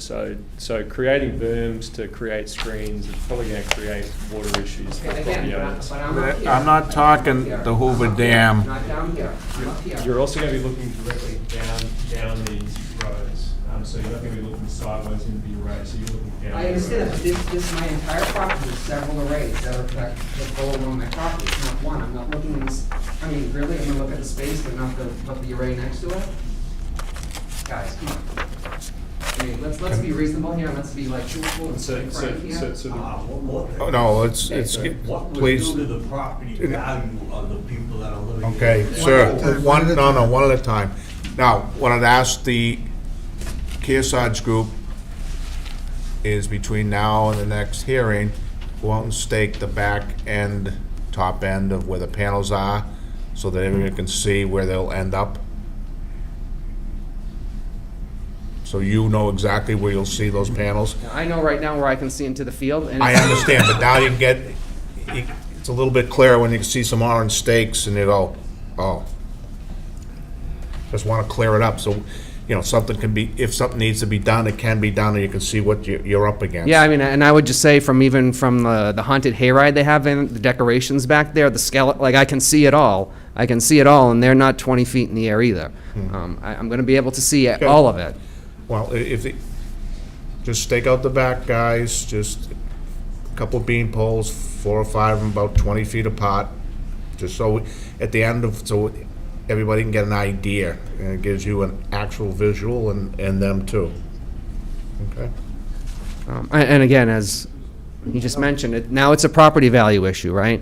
I mean, we all have things that we can and can't do on our property. I can't put the Eiffel Tower or an amphitheater in my backyard and subject the neighbors to lights and music and all that stuff. And this is what they're doing to us because it's the county land and the county commissioners want to do this and there's money involved and the high school had sold its soul to go along with this. You know, it's not right. If I was going to do this to the neighbors, I would get stopped. So I don't know why why they should be allowed to do this. What I'm asking the board here is for some reasonableness and common sense, because clearly there's none on the part of the commissioners, Kearsarge, or the high school. Okay, that's one of the reasons needed stake, so we can see ourselves too. Yeah.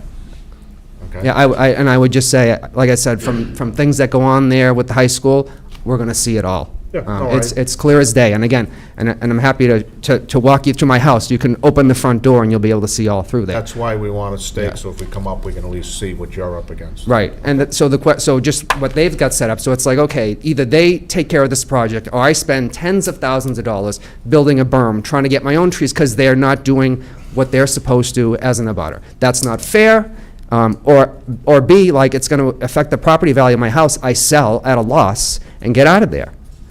But we were all here first. Okay. Again, I'm just looking for some common sense and reasonableness on the part of the board, because, you know, I don't, why it has to be 100 feet off my property. I don't know why it has to be 15 feet in the air.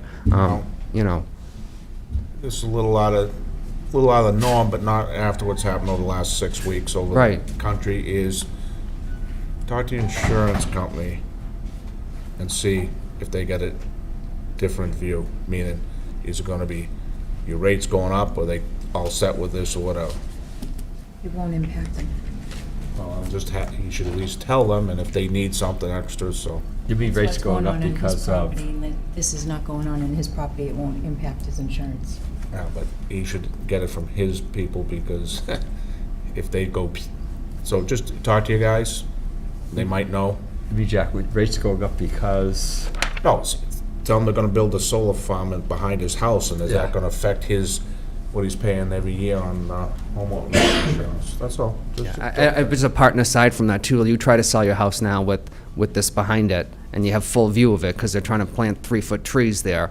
No, I know. You know, I mean, Well, we had instance on another project where they actually built a little berm, and one of the reasons was you can only have a 6-foot fence in this town, so we built a little berm up about 4 feet, and now you have 10 feet, which almost did it. So that worked out well, so they'll stake it out and we can take a look. yeah. And again, I know they talk about we dealt with an arborist and all this stuff, but isn't it a cost thing too? I put in a 3-foot arborvitae as opposed to paying for a 10-foot arborvitae too. I mean, you know. I don't know what those cost, but Yeah, well, yeah. I would ask that Weston Sampson come back with what we're talking about between a 3 and a 10 and then whatever it is, Yeah. the options. Okay? Great, thank you. Yep. Anyone else? No? All right, a little bit of homework. Do we need extension? Yep.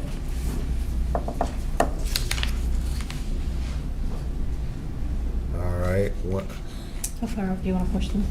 well, some of their homework is we'll get that stake, we can take a look at it, and I'd like to see an agreement or a sit down with the fire department, what they've said, how they do it, and how they're gonna need it anyway. Yeah. So that, and the people here will be assured that the Walpole Fire Department is 100% aware, and this is the way they will fight this, as opposed to us just spitballing here, okay? And have any, and you're gonna get us the Dover, or not the Dover, but whatever the state says, here you go, whatever. All right, so, that being said, how long, you're not gonna make the next meeting, well, would they make it March, Kate? What's the, March 20th or April 3rd. They won't make the March 6th one. won't make the March 6th? Oh, So I'd okay. say March 20th or April 3rd, March 20th or April 3rd. or April 3rd? You make all this and get it to us a couple weeks ahead? 2 Yeah. weeks? All right, so March 20th? Okay. All right, we need an extension through the end of March, so have a nod through the 31st. Okay. Make a motion to allow extension up through March 31st, 2025. Second. Second, all those in favor? Aye. Opposed, and we will do this on March 20th at 7:20. 7:20. Kind of following today's agenda. Okay. You guys on the 20th. All right. Yeah, all right. The hour being after 7:30, we have a continued hearing for Optima.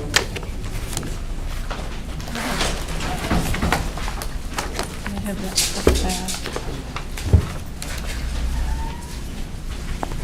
Thanks, Kate.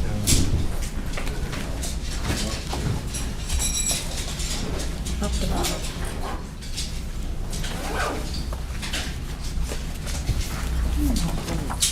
This is way ours are. Hey, Impact your insurance, Jeff. what? Will not impact your insurance. Just let him find out himself? I guarantee it. All I'm saying is let him find out himself. Hey, I asked when you get the plates for the old cars. Yep.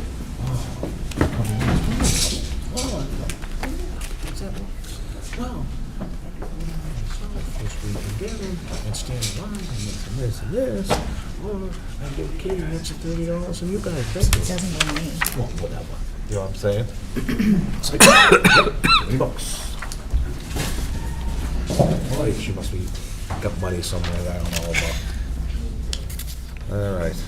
Did she say she wasn't registered? I'll be careful. Oh, my God. Yeah, I like that one. All right. We are back again with Optima, okay. Carl's back. All right, we're gonna pick it up from the last time, and I will read anything new, and then Phil, you can fill in the rest of the blanks. Okay, fire department. It says the site plan has addressed all the comments. They have no further comments, so that's good. And Sharon Fire went through a big time. They agree.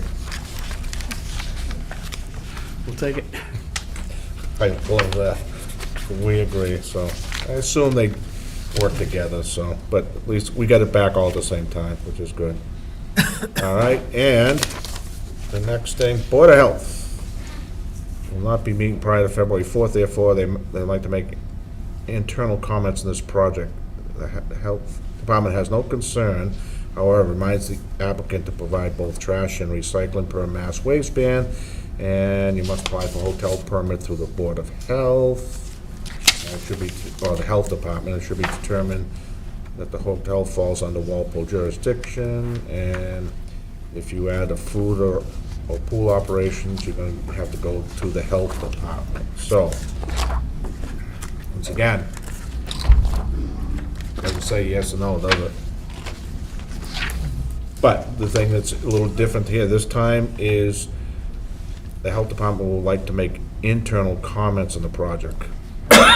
Don't know what that means. You might want to flush that out just in case. If we have to, I mean, honestly, all that, excuse me, doesn't apply. We don't have a pool, we don't have a restaurant, we know we have to apply for permits. It's not really site plan. No, the only thing I'm saying, Phil, is they say they might do internal. Can that turn to external? Can that snowball? Yep. I'm just being a great public servant here, telling you, just check it out.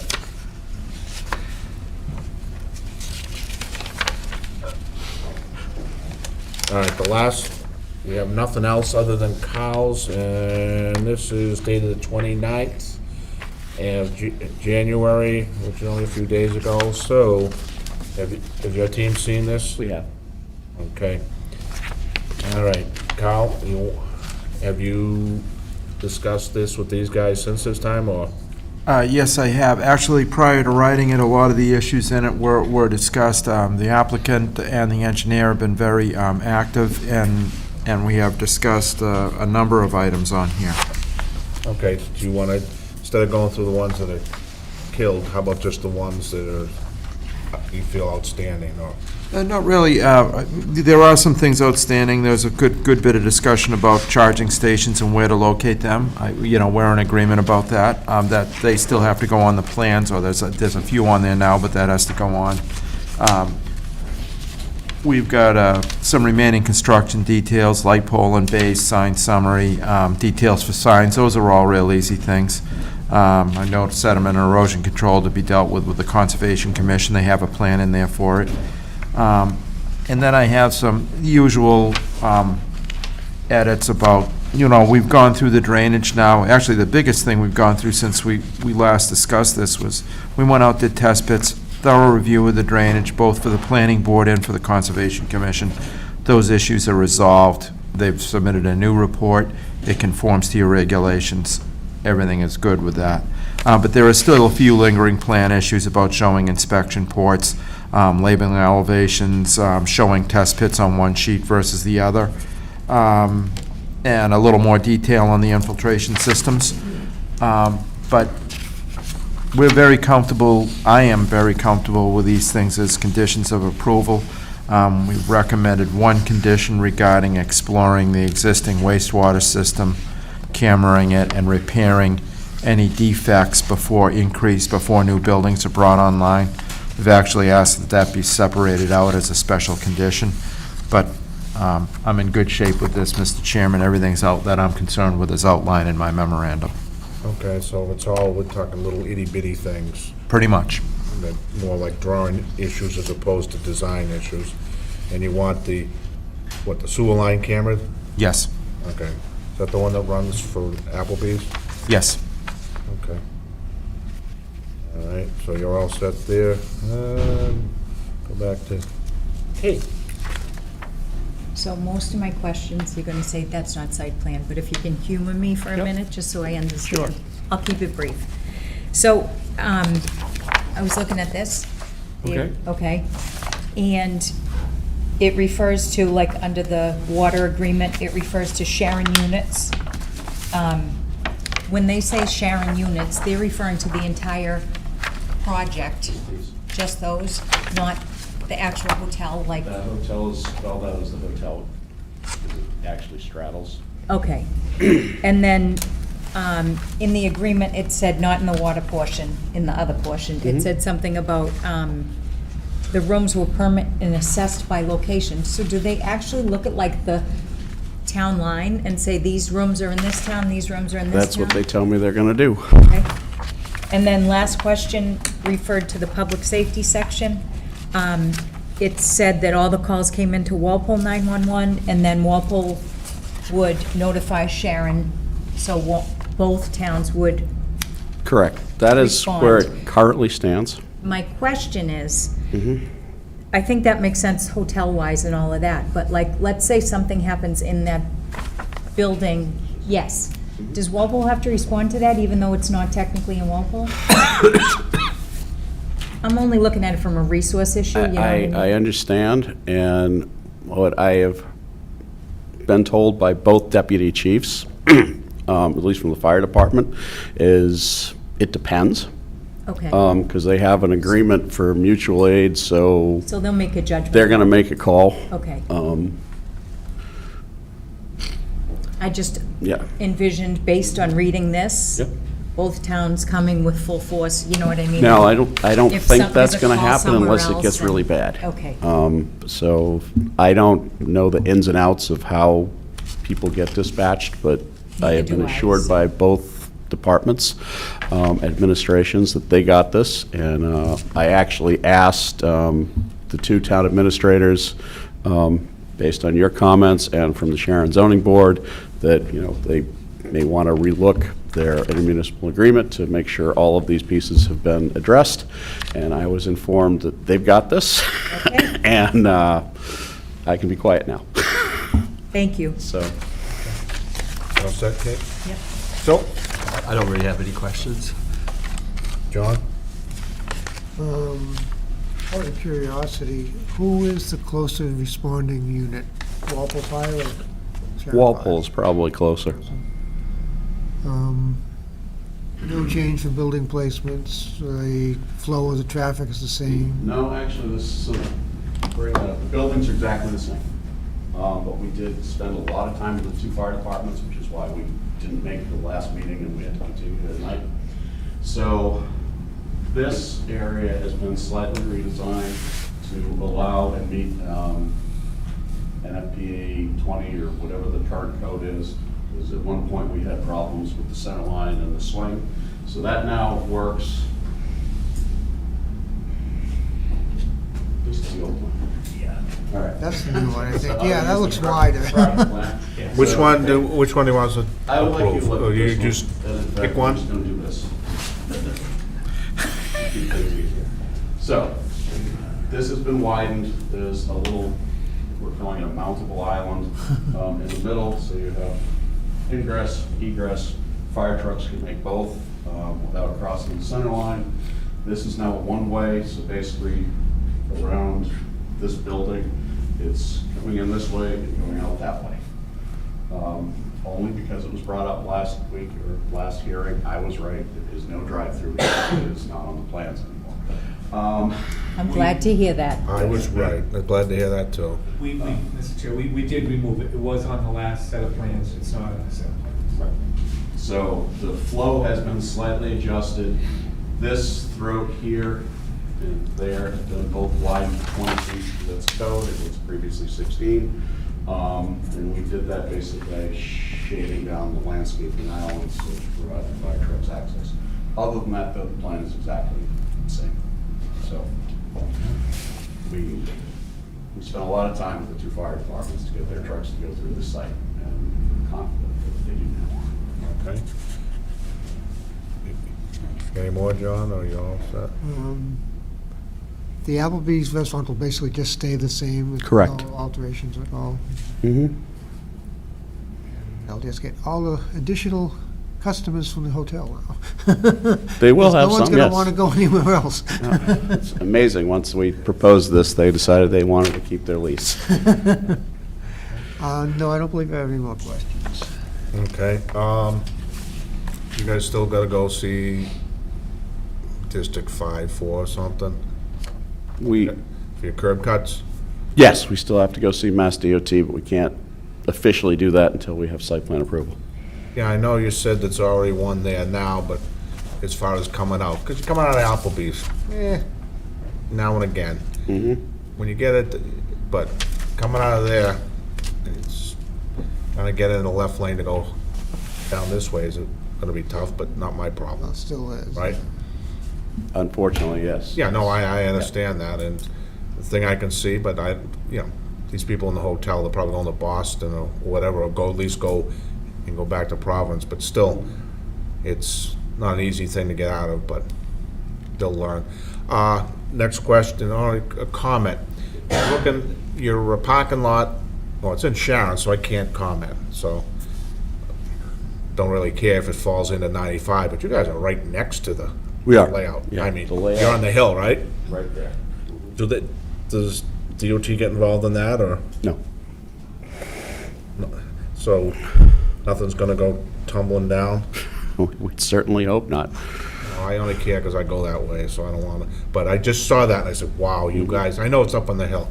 Now, the last one, nothing to do with me again, is, be the architect, is, do both towns have the same codes? As far as building codes, Yeah, because you can have building codes, but you can have stretch codes. we can. Do- I don't honestly It know doesn't the- affect me, this Yeah. is an interesting one, because some towns love stretch, some towns are happy with what's there. I'm just curious if anybody knows. I don't. And I know I've talked to the Walpole Building Commissioner, and he would prefer to take jurisdiction and the fees for the whole project so that his are taken. I think that's going to be the way it goes, but I'm not really sure. No, I- Might not be for this building, but for the hotel. No, I can it's gonna be understand for him wanting to do Walpole. one, but the other Yeah. problem you get into is if ever, Right. you have to conform to the, If I could, we've already agreed that if there's a difference between the codes, we will abide with the more intense one. yeah, that's, they said you will agree, right? Yes. Okay, that's what I thought it'd end up Yep. being, but I don't know what Sharon, if they have more of a stretch than we do. That was just something that you don't see every day. So okay, I don't have any other questions, just looking at it, it's up to the hotel to figure it out when they get it, so. Anybody in the audience have any questions, comments relative to this? No?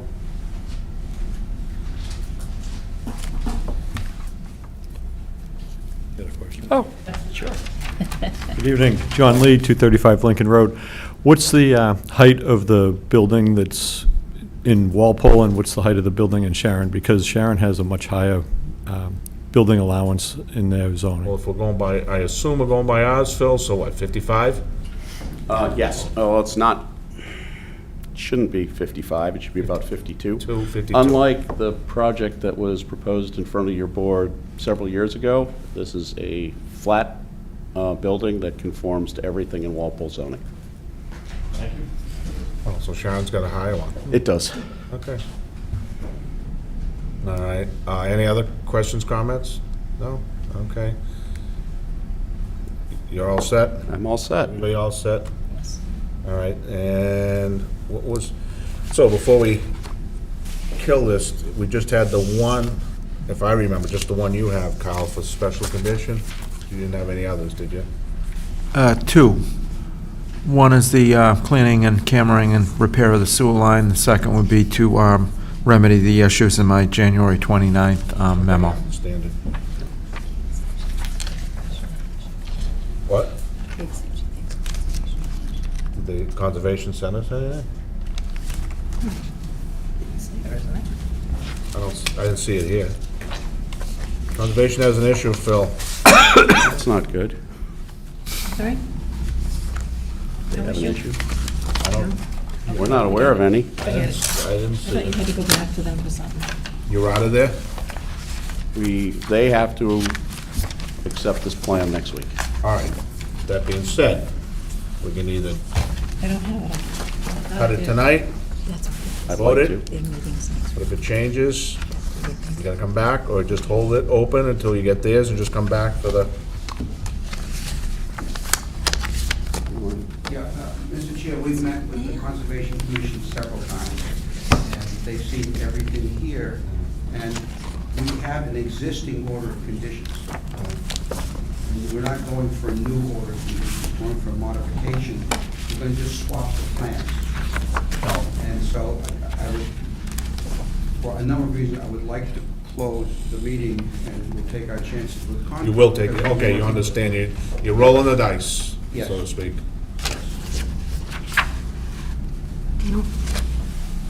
Sorry. All right. So- Mr. Chairman, the conservation agent has been involved with the discussions on drainage and things as well, so I agree that they're well along, even if they haven't Okay. got No, but a it's- modified order. It is a roll of the dice. Yeah, I always tell the applicants, because I hate when they come back and, that's a technical, all right, I make a motion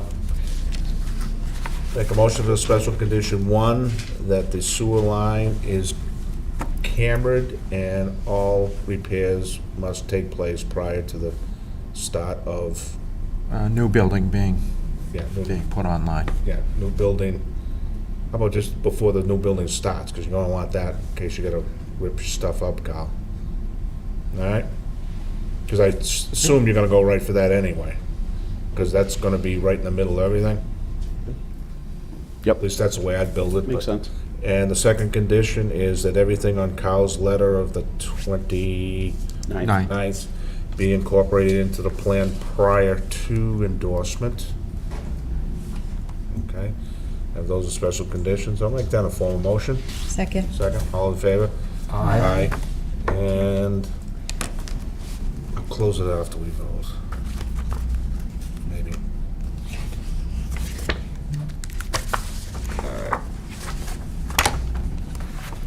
All right. Make a motion to approve case number 24-13, Optima Hospitality at 990 Providence Highway with the standard conditions and including the 2 special conditions. Second. You have a second? Any further discussion? All in favor? Aye. Opposed, abstained, so it's 4-0-0. Make a motion to close, because we're done. Second. You have a second from Phil, all in favor? Aye. Thank you very much. Why did I think you weren't going forward tonight, Phil? I don't know why, but I don't know why, no. you took up so much time. I appreciate it. Thank you very much. Thank you. Yep.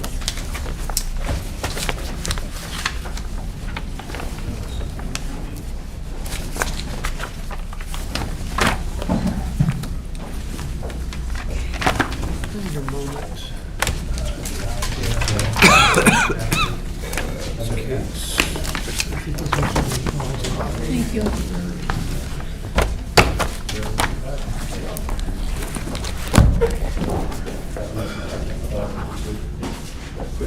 Phil. I don't know where that came from, Jerry. Don't worry. You can have it. No, but I don't understand.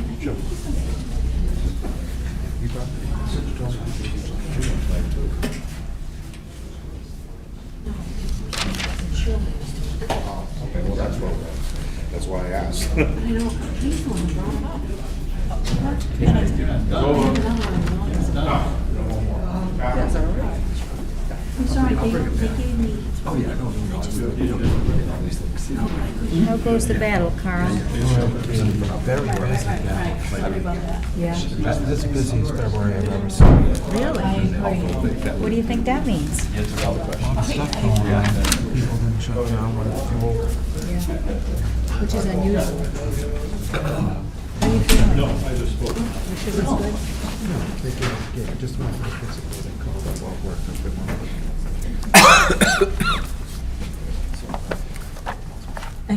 Take the whole bag.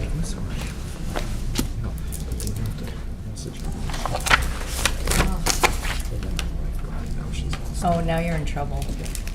I have been good since January. My go bag stays in my planning board bag. I don't have it in my car. I'm not recently. Yeah. Yeah, but I mean, you used to see me. That's really good. I didn't. But you know, I used to sit at the meetings and go.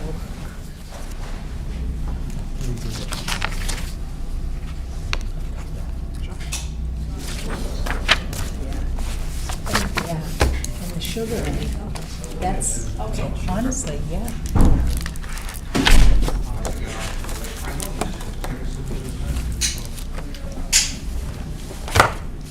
It is so cold in It is here. freezing in here. I have my coat on like a blanket. I know, it's terrible. And I wore socks. I wore my lined shoes. Oh, I wish I did. I have on a Is this the shirt jacket and open? a sweater. Crazy. It's cold. And I'm usually hot. Thank you.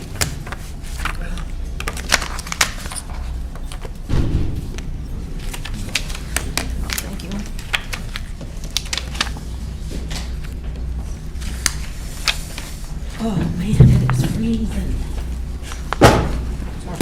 It's freezing. It's freezing. Your house is at 62 like I do. No, I wouldn't This will do be that. hot. Next time I'm bringing my, have to move. next time I'm bringing my dogs to keep me Part of his warm. hot dog. No, not really. Did you stop for a hot dog? No, I'm really kicking in my diet. So funny. But if I burp, I still can taste it. Oh, gosh. So good. You ready? All right, this is the opening night. You got the cards? No, because I sent them out myself for. So we got them? We're all set. Okay. Okay. With the hour being after 7:40 and 7:41, we're opening the hearing, because last time we had an issue with the sending of the cards to everybody, so with that being said, we're gonna have a public hearing for 397 Elm Street Realty Trust, 850 Franklin Street, Suite 16, Rentham, and then submitted a definitive plan with waivers shown entitled Roger Turner Trail, a proposed type single-family residence dated November 24th by United Consultants, and their property is 397 Elm Street, containing 257,710 square feet of land, has a single-family house and outbuildings, and a septic system as shown on Assessors Map 24, lots 12 and 13, with zoning district rural.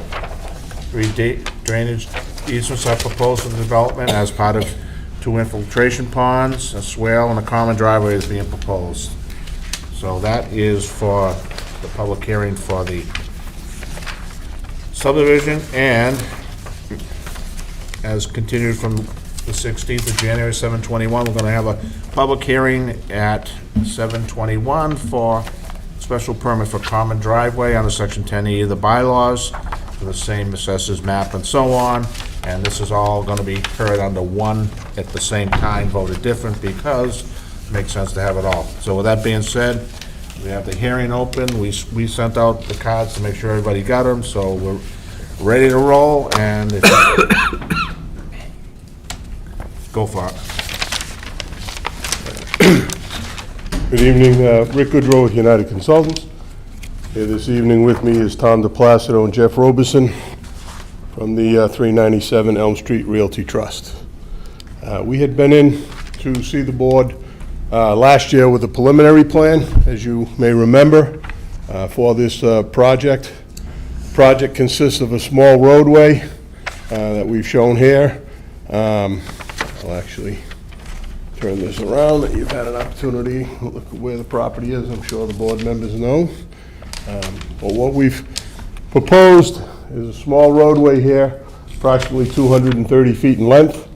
The roadway will have a 20-foot paved surface, no cul-de-sac bulb, and then we'll extend into a common driveway, which we've shown in a lighter gray here. Falling down. A little issue there with the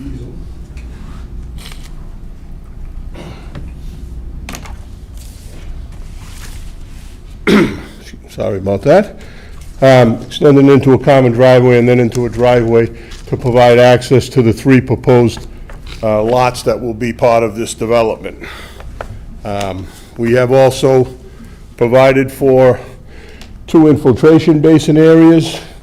The one closest to the intersection of the proposed roadway and Elm Street will provide stormwater treatment and infiltration for predominantly the roadway runoff, and then the basin located to the north of the cul-de-sac bulb will have some catchment areas that provide stormwater flow into it, as well as sheet flow into the stormwater basin, and again, that will be an infiltration basin. We have proposed for permitting that the proposed house boxes would include infiltration systems. We provided that within the stormwater calculations. So we do have the review comments that we've received from the town engineer, from the Board of Health, from the Walpole Fire Department, and from the Board of Sewer and Water Commissioners. We have had an opportunity to meet with the Deputy Chief and the Building Commissioner. I believe we've been able to address come to an agreement on addressing the comments that were raised by the Deputy Fire Chief. We've also had an opportunity to go through the town engineer's comments and have a discussion with him. We have been before the Conservation Commission. We have had a site walk with the Conservation Commission agent, and we're going to be providing some revisions to the plan to address the Conservation Commission's concern, as well as the review comments that we have received. A few items that have come up that I'd like to bring to the attention of the board are the first comment in the town engineer's letter indicates correctly that we've proposed to offset the roadway to the west. And that was done for 2 reasons. That was done to minimize the work within the 100-foot inner riparian zone to the wetland jurisdictional river area here. And secondly, to avoid having to relocate an existing utility pole out by the intersection. The town engineer had suggested that if in fact the board was comfortable with this, that an alternative grading to provide a shoulder for snow storage and a snow storage easement may be an alternative that would provide some comfort level for this proposal. Excuse me. Comment number 57 in the town engineer's letter speaks to providing a covenant. A private way covenant and a mutual maintenance agreement shall be prepared and submitted for review during the hearing process. The applicant does not have an issue with having that prepared. We would ask for we would ask the board if there is a template or a project that had something similar that they could direct us to, that the board was happy with, so we could use that as a starting point. We would also request that that be a condition of an approval, if the board is so inclined. And the reason for that would be so that the applicant can go through the time and expense of having those documents completed after we've gotten through the hearing process. So before endorsement, just more of a timing issue. Okay, but If the board I'll would- ask Carl now. Do you have one that works better than any of them? Yes, yes, I'll be glad to forward a exemplary The one you like, document. the one that seems to work the best, or? Yeah, well, the two documents, yeah, Okay, yep. so Carl's gonna give you the one, we've had them from everybody, so we're gonna give you the ones that works out best for him. Okay. So as I said, we've had an opportunity to go through the remainder of Carl's comments. A lot of them are drafting issues, things that he's looking to have added to the plans. We certainly plan on taking care of those. We don't have any concerns with those. We have had, as I said, a chance to meet with the fire department and and the building commissioner. And one of the things that came up during that discussion was that they would prefer, and the applicant has agreed, to install a water line within the project, and that water line would terminate roughly in this location here within the proposed island that we've shown. That's where the agreed-upon location would be, and then the wells would be eliminated and the houses would be connected to town water. We've talked with Kyle, who's been more than helpful in providing us with the Elm Street water information that he had. So we are looking at making that change as well. One thing that did come up when we met with the building commissioner was the interpretation of the common driveway.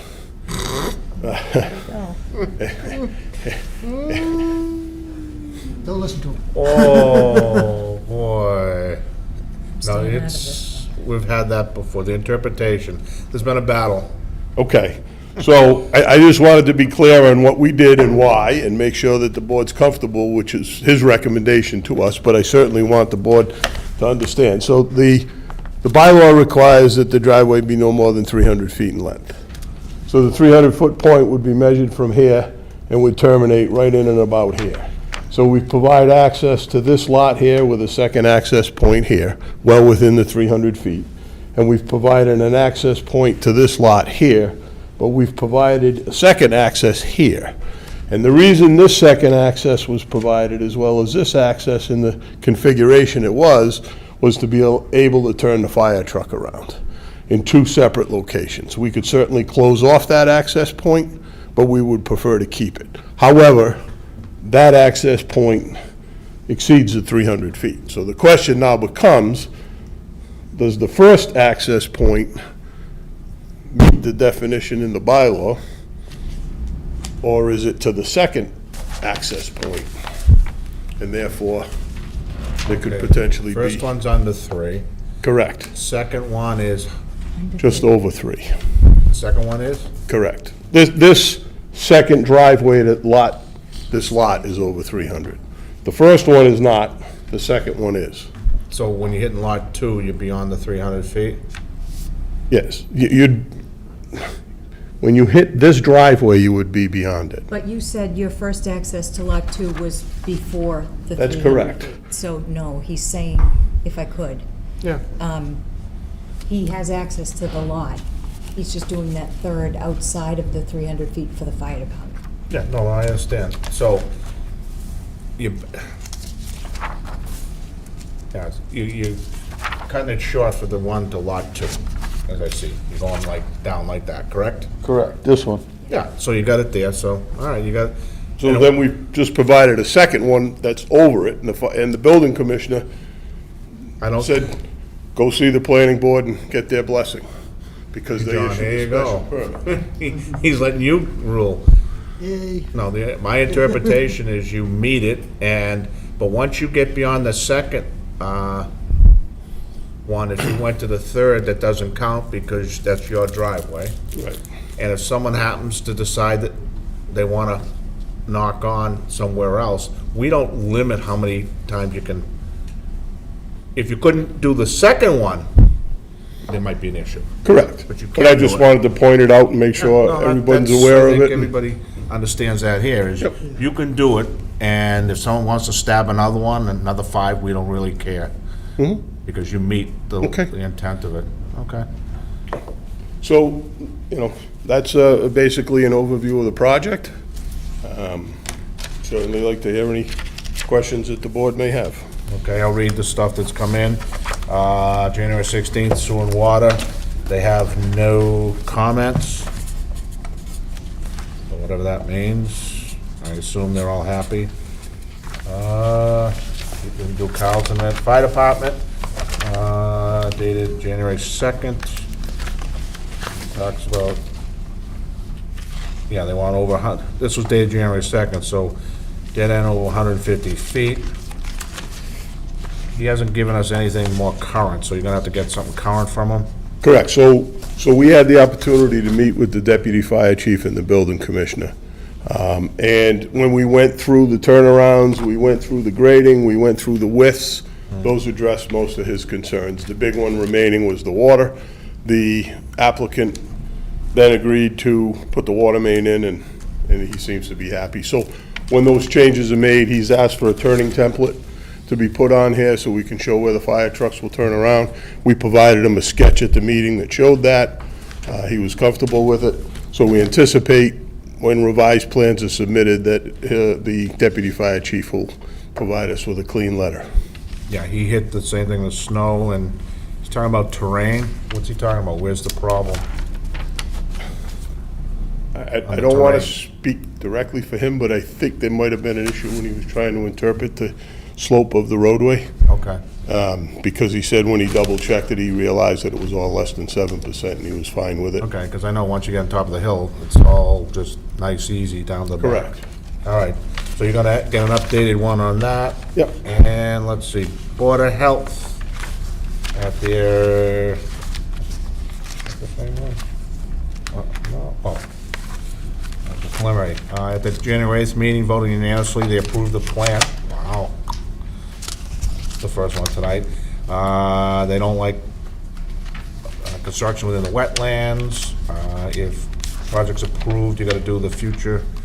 Homeowners should adopt the best practice for mosquito mitigation, work with Norfolk Mosquito Control for spraying and standing water treatments, institute regular cleaning gutters and proper grading, and adequate street lighting be provided. But I don't think we're gonna need that, but they've approved it, so you're all set there. And as you said before, you've talked with Landis, and that she said on February 4th that the NOI file with the Concom is continued to February 26th. And they talked about degraded riverfront area and all that, so you'll be dealing with them on the 26th, correct? Yes. Okay.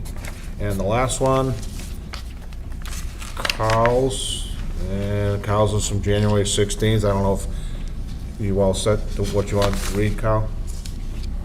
Sure, Mr. Chairman. As you know, January 16th memo. I won't recap. Mr. Goodrow did a good job of summarizing my concerns. The roads offset, the grading, the pole, and the wetlands limitations.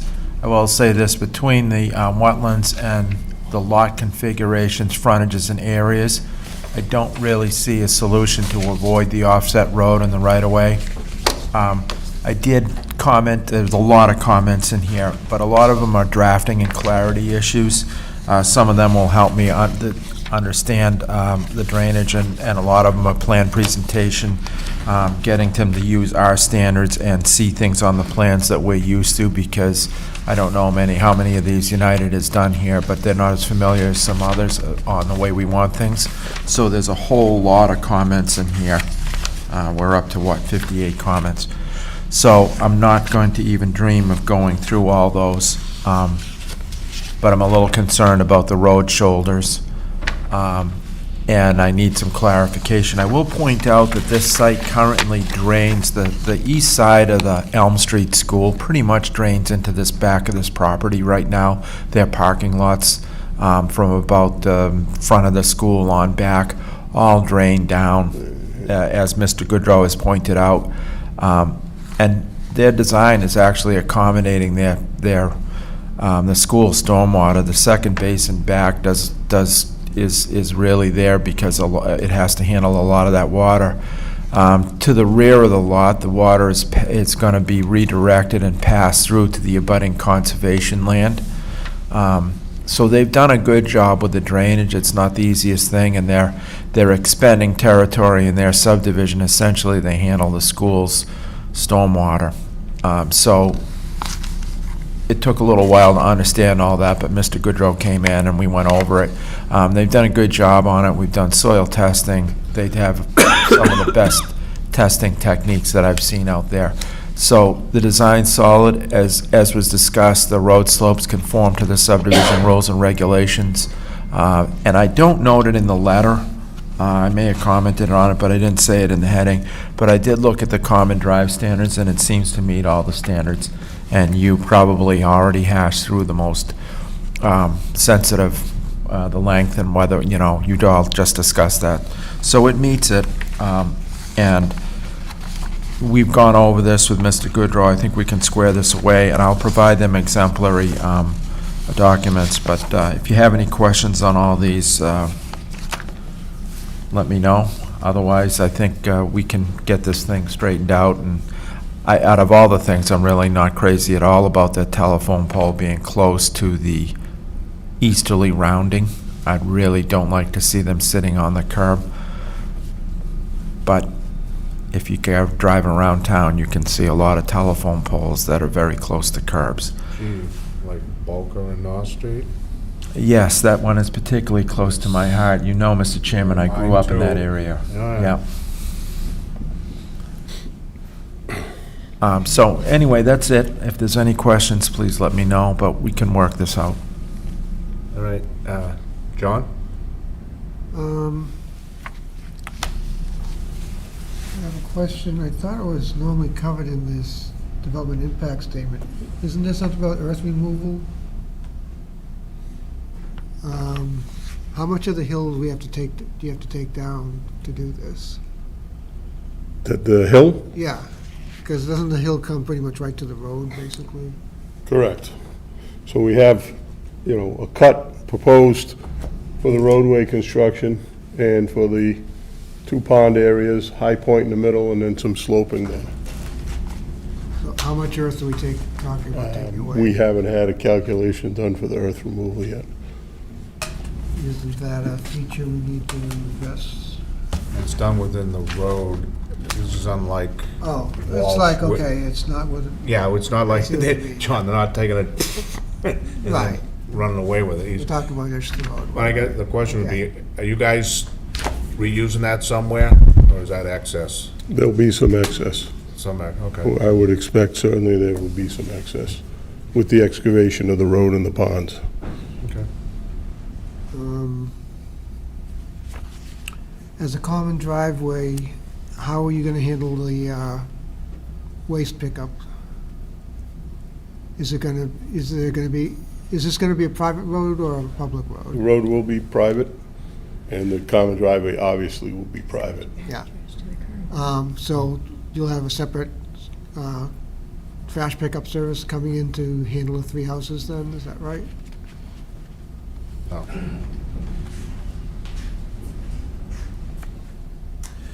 For the record, Tom DePlacido, developer of 397 Elm Street Realty Trust. We haven't investigated that yet, but if it's required, then that's what we'll do, if there's a public service Because otherwise, you offered. have to have a little shed down at the end, beginning of the common driveway for all the trash to go into, or whatever, to be picked up in most cases. So you'd have to come up with some method. And we're probably going to have some type of mill. Yeah. that's Well, down that'll- there, too. You just have to have the guy go to each house. There's a private driveway, that's your choice, yeah, but it needs to be addressed. Thank you for bringing that up. Okay. Since they're sitting on Turner's Pond, I would assume a lot of the water resource protections questions come into play. Well, because they're on resource, they're in, I don't know, area 2 or 3, it's gonna be 80,000, that's what they were at, 80,000. Yeah, I assume they have plenty of things, but household chemicals, anything in excess of normal household chemicals, they have to specify because they're in a water resource protection area. Probably not an issue if they're for single houses, but it probably should be commented on anyways.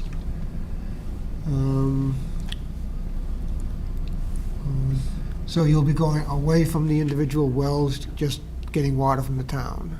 Correct. Okay, and you'll have on-site septic systems? Correct.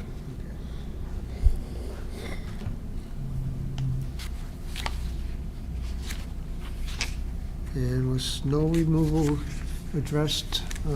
You said you might be putting in a shoulder along the way. Yeah, so at the request of the town engineer, we'll expand the grading level area here, push the grading slope back a little bit, provide a shoulder there, and then provide an easement. for Will there be snow. room for the the driveway's not an issue for where the snow goes, right? You're not permitted. Well, the driveway, the roadway remains within the right-of-way, but it's just on the edge of it. Yeah. So you got that. The driveway goes over one lot to another lot to another lot, is that correct? Yes. So there has to be an agreement for mutually sharing the road or whatever, easement for each. So as Carl had requested, and we talked about the timing of that agreement, there will be an agreement for maintenance for the roadway and the driveway. Okay. For snow plowing, maintenance, similar Okay. to an HOA.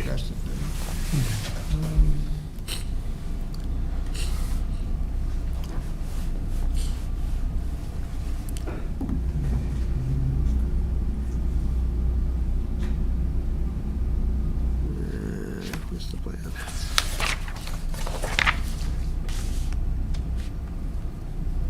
So there are no other side roads right around you, so you don't have any issues. I guess that's all then. Phil?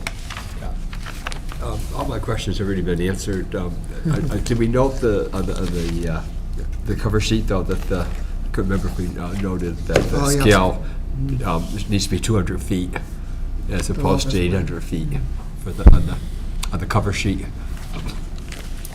It's just a small thing. That one but- right there, yeah. Yeah, so this is a 200-foot scale, and then this is the 800 feet. Oh, okay, I okay. believe the requirements. Oh, okay. for both. Okay, that one. You're right, you're right. Okay, that answers the question, thank you. Yep.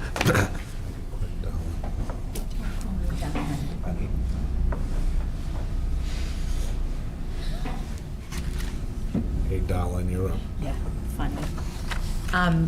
I think he answered all my questions. The only thing, and John, I'm sorry to dispute you, but I disagree on the trash. So we have other private roads that we've done, and we've never required the trash. Yes to the plowing, but usually they have to bring it out to the curb. So I'd check into that, because it's not a condo. You know, with a condo, you definitely would have to, but these are homes, correct? Yes. So I think, and I'm no expert on this, don't go by what I'm saying, but I think you could bring the trash out. Isn't that what they do at Dutton Park? If Dutton Good Park are question. individual lots. Yeah, they Are got these common. individual No, lots? Dutton These are Parks are all A individual and Rs. This is not. So check into it. No, we asked the Board of Health, Yeah. they'll tell you, because they're in charge Board of of the Health? trash. Yeah. Yeah, they're in charge of the trash. 'Cause we've done other private roads. Yeah, they end up pulling down, it's kind of like condos, it's the same thing. What else you got there? That's it. That's it. 10E5M, yeah. All right. That's the section of the bylaws for local trash. I only got a couple comments, nothing big. You guys know, how old is Turner's house? Over 100, it's gotta be over 100 years by now, right?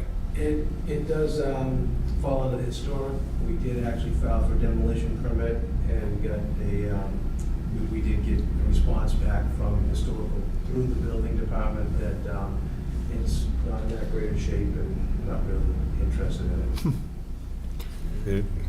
If you get me going, that was a stupid bylaw was proposed, because at one point, every house in town, especially East Walpole, will be over 100 years, and nothing is that I great. think Norfolk's 50. What? I think Norfolk is 50. Yeah, well, that's another stupid one. It's ridiculous. I mean, any house. Everything's 50 years old. My house is 50 years old. Now, regards to this, you guys had, Kyle mentioned about the streets, the numbering or whatever. I'll say it like this, we don't care, because it's up to fire departments, they ask them what they want. I got a feeling they're gonna tell you that they're gonna want them numbered consecutively of Elm Street, but let them, I don't think you wanna call it Roger Turner Street and have Roger Turner Street 1, 2, 3. They may just tell you, but they're the guys who make the call. How Okay. you gonna number the houses?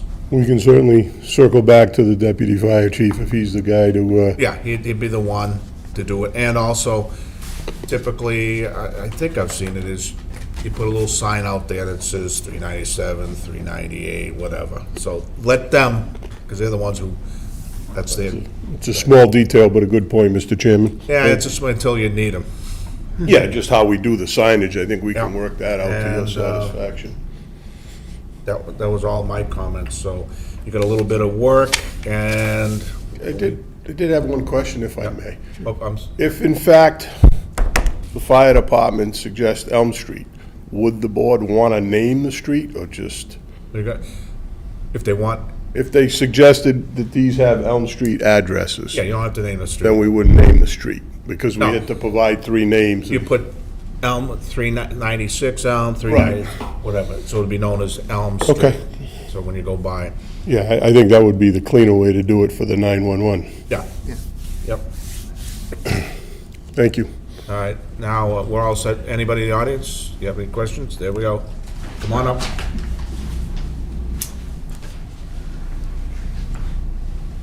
Oh, that's what that was. That's what that is. Sorry about that. Michael McMillan, 7 Elmcrest Circle. Some months ago, I received a certified letter identifying me as an abutter.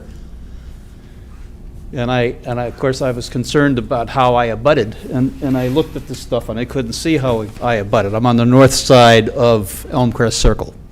That is to say, if you go down Mill Pond Road, take a left, you're on Elmcrest Circle, I'm on the right. You're on the right side, backing up to the property. I'm facing north. Yeah. But I believe, Yeah, I'm over here somewhere. yeah, but I thought you, don't you abut it? Aren't you right where the dam is? You're right here, right? Somewhere over here? Yeah, I'm right in, actually, right in the middle. Number 7 is You're right in the actually middle. within the distance required to Okay. to alert you. 300 Well, that's fine. All I wanted to know was, am I going to look at this when this is constructed? What is my sight line on this? They'll be in the pines there, I guess. Because you know how it rolls down a little bit, so. How what rolls down? Isn't that, where those houses are going? Is that where they got the shingles buried and everything else in that little dump site they had? Well, yeah, you know, Cal, I walked it forever. Where were you when we met with Landis, and she said there was no disturbance out there? I Now can there's go to a the dump meeting and site tell her. with shingles. Are they gone? Do you know which house is yours? On Elmcrest Circle? Sure. They cleaned up. So you're looking out this way. Yes. The Wow. house will be over here, so. Oh, no, wait a minute, I'm sorry, I'm over here. My bad. Yeah, so you'll be here. Yeah. This is. No town chance. Walpole Conservation. Yeah. If you look at it in an angle, but we're gonna be 1, 2, 3. No problem. And why you got notified is, site plan is 300 feet, subdivision is a butters. I looked that up to see, but when they go to get their butters list from the assessor, he just hits the button for 300. Yeah, no problem. So that's how you ended up here. Yeah, because the people across the street didn't get the certified letter, and Oh, they didn't? they felt left out. They're beyond that little circle. right? I know. Invited him anyway. Okay. All right, well, this is fine. You go right ahead and do whatever you want to do with this. Thank you very much. You ought to take them to all your meetings. Don't usually get that. No. All right. We're gonna need extension there? Where do you want to go? Do you want? Well, I'm gonna ask them, you gotta hit conservation, and, well, the fire department shouldn't be an issue for guys, but conservation can, so, and with our 14 days ahead of time, when do you, I should put it, conservation, you think you're gonna go another meeting after the 26th? I hope not. All right, this is what we can do. End of March, give an extension, we'll put you on for the 20th, and if you come here and you need another extension, we'll do it then.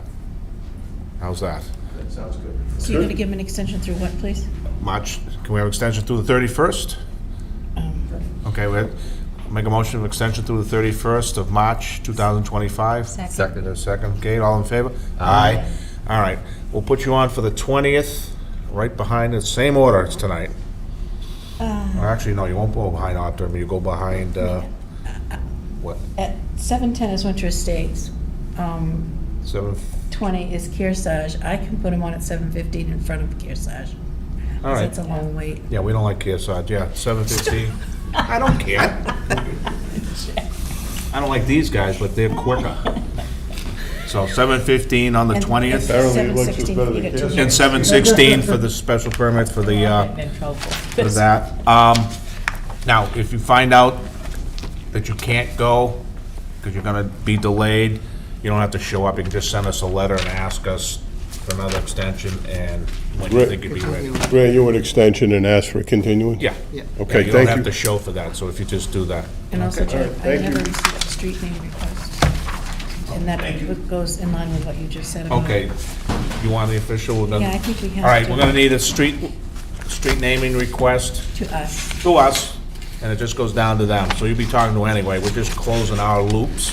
It's in our little rules and regulations, so just to make, so you just send that to us, and we'll send it off to the fire department when you talk to them. So just a letter with the three, because we did have it, we provided 3 street name requests on the cover sheet.